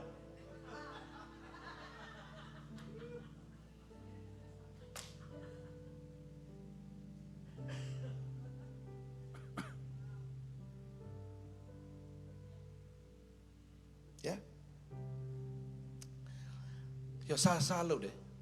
ကျွန်တော်ဖះတတ်တယ်ပေးတယ်ဆိုတော့ကျွန်တော်ဗာမြင်သွားလဲဖះရဲ့ principle ရမလို့ဖို့မစင်စားနဲ့ယုံကြည်ခြင်းနဲ့စလုပ်တဲ့အပေါ်မှာယုံကြည်ခြင်းနဲ့စလုပ်တဲ့အပေါ်မှာယုံကြည်ခြင်းနဲ့စမျိုးစိတ်ချေတဲ့အပေါ်မှာယုံကြည်ခြင်းနဲ့စတင်ဝန်ခံတဲ့အပေါ်မှာယုံကြည်ခြင်းနဲ့စပြီးကြွေးကြော်တဲ့အပေါ်မှာဘုရားသခင်ကြီးမဆော်သောတတ်တယ်ပြပေးတယ်ဘုရားရှင်ဖြစ်တယ်ဟာလေလုယာဟာလေလုယာကျွန်တော်ဒီတလုံးမှာကျွန်တော်စတာကာဆိုတဲ့အကြောင်းကျွန်တော် share လေးလာလေးလာနေကျွန်တော်သဘောပေါက်ကျွန်တော်လှုပ်လိုက်တဲ့ခါမှာပူပြီးဖြစ်သွားတော့ wow ဆက်ဆော်ရမယ်ဆိုတော့ကျွန်တော်စားတာဘုရားတက်တယ်ရပြီတက်တယ်ရလာတော့ညီကိုမောင်မတွေမပြောပဲမနေနိုင်တော့ကျွန်တော်လည်းပြောလိုက်ပြီခုဟာလှုပ်ချင်လို့မလှုပ်ချင်တဲ့အဲ့ဒါတင်းလို့ပိုင်အဲ့မဲ့ဘုရားရဲ့တဘာဝဒီမိမရဲ့တက်တောက်ကြီးမင်းအရင်လှုပ်ခဲ့ပြီးမှမင်းသားနဲ့မင်းဖို့လှုပ်မင်းတို့တော့အရင်မလှုပ်နဲ့ငါတော့ရင်လို့ဟာမလို့ကိုတော့အရင်ဆုံးနည်းနည်းပို့လို့ပြလိုက်မလားကျွန်တော်တော့မလောက်ဘလို့လုံးမလားကိုတော့နည်းနည်းကြီးကျလို့လားမလုံးအရင်လုံးလိုက်ဖယားနဲ့ပတ်သက်လာရင်အများတမ်းမှတ်ထားညီကိုမောင်မတို့ဖယားတန်က alert ဖြစ်ဖို့လို့အခုကျွန်တော်ပြောနေတဲ့စကားဖယားစကားပြောခိုင်းတာဟုတ်လားမဟုတ်လားဆိုတော့တင်းပါတာဖယားနဲ့မေး မေရောဒီနေ့ဖျားတန်တကယ်ကြားပြီဆိုရင်အကြိုက်တိုင်းဆက်လုပ်တော့ကြားတဲ့တိုင်းလုပ်ကြည့်မွေးကြီးနဲ့ဆိုင်တဲ့ breakthrough ဒီ San Francisco နားမှာရှိတဲ့အဖွဲ့တွေတက်တယ်ရရှိလိမ့်မယ်အာမင်ကျွန်တော်လာပေးခိုင်းတာမို့ကျွန်တော်စိတ်လည်းမဝင်စားဘူးဆိုတော့ဘယ်လိုလာတော့မလို့ထည့်ခိုင်းတာတဲ့ခိုင်းဘူး hobby ကျွန်တော်ဘယ်ပေါက်နဲ့ကျွန်တော်လစ်ပြီကျွန်တော်လည်းအိတ်ရှင်နေပြီကျွန်တော်မအိတ်ဘဲနဲ့ဒီနေ့တနေ့ကိုဆွဲနာဆိုတော့အစားတွေကလည်း share ကျွေးလိုက်တော့ကျွန်တော်မှာနားခွင့်မပေးဘူးဟိုအဖွဲ့တွေရောက်လာလေဟိုသားတွေပါတယ်ရောက်လာပြီးတော့ကျွန်တော်နားလို့မရအောင်ဖြစ်နေတယ်ဆို anyway ကျွန်တော်နားလည်အောင်ရှင်းပြမယ်ဖယားနဲ့ပတ်သက်လာရမှလုံးမဲ့ထဲမှာသင်မပါစေနဲ့တင်စတင်လှုပ်တဲ့ပုံမှာတတ်တည်တွေထူးခြားလာလိမ့်မယ်ဥမာကျွန်တော်နားလည်ခုပြငွေကြေးကိစ္စပဲပြောတာမဟုတ်ကျမ်းမာခြင်းပေးမှကျွန်တော်တတ်တည်ခံမယ်နော်တင်တည်သွားလိမ့်မယ်တချို့လည်းရှိပါတယ်ကျမ်းမာတော့တတ်တည်ခံတယ်ဟာလေလုယာကျွန်တော်ကျမ်းမာဟာလေလုယာဒါမဲ့အဲ့ဒီစနစ်ပတ်လုံးသွေးသွင်းတာဆွဲတဲ့မိန်းမကကျမ်းမာသွားမှတတ်တည်ခံတာမဟုတ်ဘူးသွားပြီးတော့မတို့ခင်တဲ့သူ့ရဲ့ဘွားတို့တာနဲ့ငါပျောက်မယ်လို့ तू ကတတ်တည်ခံထားပြီးသားဖယားဒီနေ့ principle တစ်ခုပဲကျွန်တော်ပြောပြစီဖယားရဲ့စကားကိုသင်ယုံပြီးရင်စတင်ပြီးတော့လက်တွေ့သင်လှုပ်ဆောင်တဲ့သူဖြစ်ပါစေတတ်တည်ရမှာပဲယုံတဲ့အထဲမှာမပါစေနဲ့ယုံရင်တတ်တည်ရတဲ့ခုဖျားခင်ပြင်ဆင်ပေးလိမ့်မယ်ဟာလေလုယာကျွန်တော်ပြောပြီးတော့ဒီမှာရှိတဲ့မိသားစုတွေဖယားတတ်တည်ပေးယုံမယ်ဒီနေ့ထိယုံတဲ့ကိစ္စရှိနေတော့မလားတတ်တည်ပေးမှယုံမယ်ဆိုတင်ခလေးငယ်အဆင့်ပဲရှိသေးတယ်တတ်တည်ပေးမှယုံတဲ့ထဲမှာမပါစေနဲ့ဒီစနစ်နဲ့ပတ်လို့တွေးသွန်းတာဆွဲတဲ့မိန်းမကတတ်တည်ရလို့ तू ကတတ်တည်ခံတာမဟုတ်ဘူးမပြောက်ခင်ကလေးကဆရာဝန်တွေကလုံးဝမျောလင့်စရာမရှိတော့မင်းရဲ့မျောလင့်ချက်0ပဲလို့ပြောတဲ့အချိန်မှာငါသူ့ရဲ့ဘဝကိုတော့တာနဲ့ငါပြောက်မယ်ဆိုတဲ့တတ်တည်ခံချက်ကထွက်ပြီးသားတင်းရဲ့ရှင်းလာမဲ့အနာဂတ်တော့တင်းဘာတွေကြိုတင်တတ်တည်ခံထားလဲတင်းဘာတွေယုံကြည်ခြင်းနဲ့ပြောတဲ့စကားတွေရှိထားလဲငါအနာဂတ်ကတော့ကြည်ထားကျွန်တော်ဒီနေ့ကျွန်တော်ဒီလူဖြူတွေကျွန်တော်တတ်တည်ခံထားတဲ့တခုရှိတယ်ဒီမလာခင်မဲ့နားမှာကျွန်တော်တတ်တည်ခံထားတဲ့အဲ့တိုင်းကျွန်တော်တကယ်ဖြစ်လာမှာမဖြစ်နိုင်တဲ့ຢာဖြစ်စေတယ်ဖခင်ရှိအာမင်ဟာလေလုယာဒါကြောင့်ကျွန်တော်ပြောမယ်အခုကစပြီးတော့မှသင်ဝန်ခံတဲ့အရာတွေသင်စဆိုင်ပြိုးတဲ့အရာတွေယုံကြည်ခြင်းနဲ့စတင်လို့ဆောင်ပါယုံကြည်ခြင်းနဲ့စတင်ဖယားရှင်တတ်တယ်မြင်တွေ့ရလိမ့်မယ်အားလုံးခဏမှတ်တတ်ထားရအောင် Hallelujah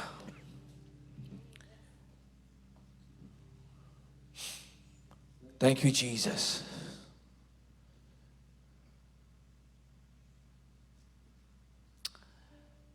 ဒီနေ့ဒီမှာရှိတဲ့မိသားစုတွေရောက်စီတယ်ဖယားစကားကြားပြီဆိုရင်အခုဒီကျမ်းစာဖတ်လို့ဖယားစကားပြောရင်မလားစတင်လာတတ်တယ်ခံတော့တတ်တယ်ရမှာတတ်တယ်မခံနဲ့အဲ့ဒီဖယားစကားကမရခင်နဲ့ရပြီးသွားပြီဖယားရဲ့စကားမရခင်နဲ့ရပြီးသွားပြီမပြောက်ခင်နဲ့ပျောက်ပြီးသွားပြီဟာလေလုယာမလွတ်မြောက်ခင်နဲ့လွတ်မြောက်ခြင်းနဲ့ရပြီအာမင်ဖယားစကားရပြီဆိုရင်သင်ပြီးသွားပြီတင်းရဲ့ခန္ဓာကိုယ်မှာတတ်တယ်ထင်ရှားလာမှတင်ဝမ်းမြောက်စရာအကြောင်းမရှိဘူးဖယားစကားရပြီဆိုတော့တင်စတင်ဝမ်းမြောက်တော့ဖယားစကားကောင်းကင်မြေကြီးမတည်တော့လဲသူ့စကားတည်မှာဖြစ်တဲ့အတွက်ကြောင့်ဟာလေလုယာဖယားစကားအလုပ်လုပ်ပြီအာမင်ဆိုတော့ဖယားဘာပြောလဲဒီနေ့တင်းကိုဖယားလွတ်မြောက်စေပြီလေအာမင်ဘာလို့စေပြီလဲလွတ်မြောက်စေပြီတင်းဘာဖြစ်သွားပြီလဲဒါပဲတင်းရဲ့အတိတ်နဲ့မဆိုင်တဲ့တင်းရဲ့အနာဂတ်ကိုဖယားခင်လှပစေပြီအာမင်ဟာလေလုယာ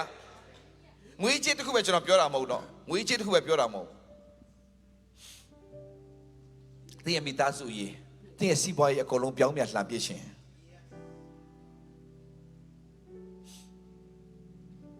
ကျွန်တော်လက်တွေ့ကျွန်တော်တတ်တယ်ရတယ်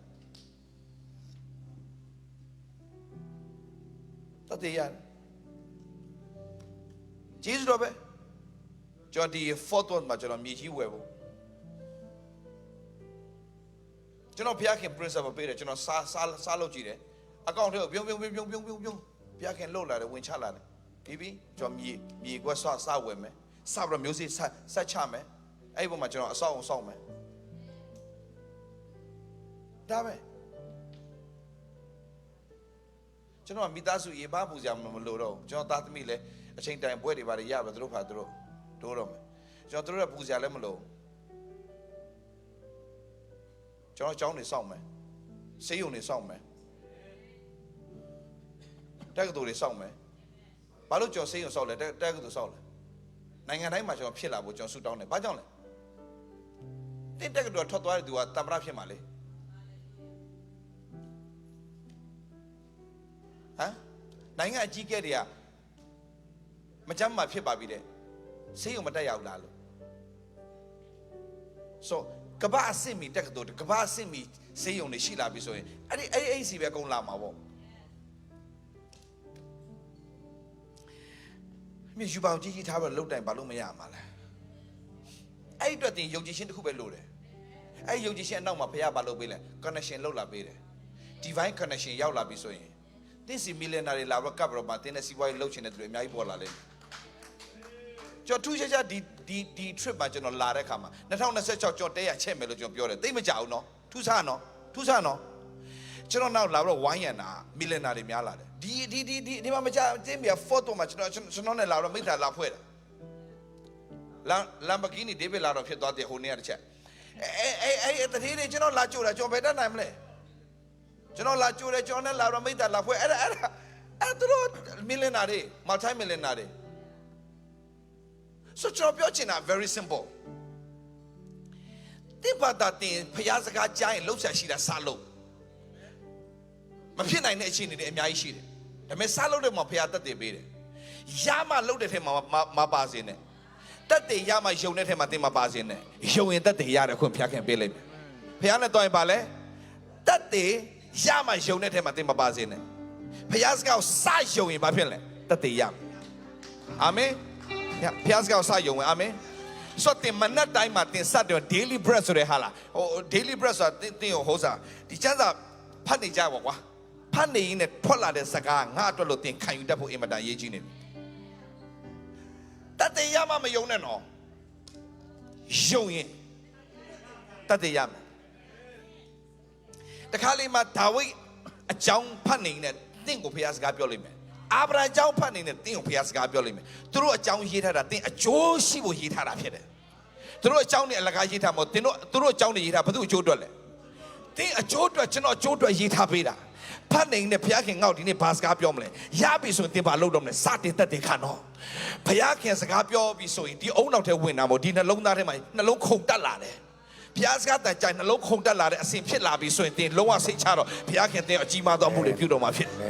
ဟာလေလုယာHallelujah. ဘုရားစကားတန်ကိုတင်မနဲ့ထတာနဲ့ရင်ခုန်နဲ့ဖတ်တတ်တဲ့သူတွေဖြစ်ပါစေမျော်လင့်နဲ့ဖတ်တတ်တဲ့သူတွေဖြစ်ပါစေဘုရားခင်စကားပြောပြီးဆိုရင်ဘာဖြစ်ပြီလဲတင်မဖြစ်ခင်လာကြတဲ့ဘာဖြစ်ပြီလဲဟေးဘာမှမရှိခင်တဲ့ဘုရားစကားရှိပြီသားအလင်းမရှိခင်တဲ့ဘုရားခင်ပါလဲ let there be light ဆိုတဲ့စကားကအလင်းမဖြစ်လာခင် let there be light ဆိုတဲ့စကားအရင်လာတာအလင်းအရင်လာတာမို့စကားအရင်လာတာစကားရဲ့အနောက်မှာအလင်းကလိုက်လာတာဘုရားစကားအနောက်မှာဘာလိုက်လာလဲဘုရားစကားအနောက်မှာဘာလိုက်လာလဲအလင်းလိုက်လာတယ်ဘုရားစကားအနောက်မှာကုန်းလိုက်လာတယ်ဘုရားစကားအနောက်မှာပင်လယ်လိုက်လာတယ်ဘုရားစကားအနောက်မှာအရာခတ်သိမ်းလိုက်လာတယ်ဟာလေလုယာဒါဆိုတင်ဘုရားစကားဆွဲလာတယ်တင်နောက်မှာမင်္ဂလာတွေအကုန်လိုက်လာမှာပေါ့ဟာလေလုယာဘုရားစကားကိုရှုံးတတ်တော်သူတွေဖြစ်ပါစေခဏလောက်အားလုံးလက်ကိုမြောက်ပြီးဆုတောင်းဆက်ကကြအောင်ဘုရားရဲ့စကားကိုပုံဖော်တတ်တဲ့သူတွေဘုရား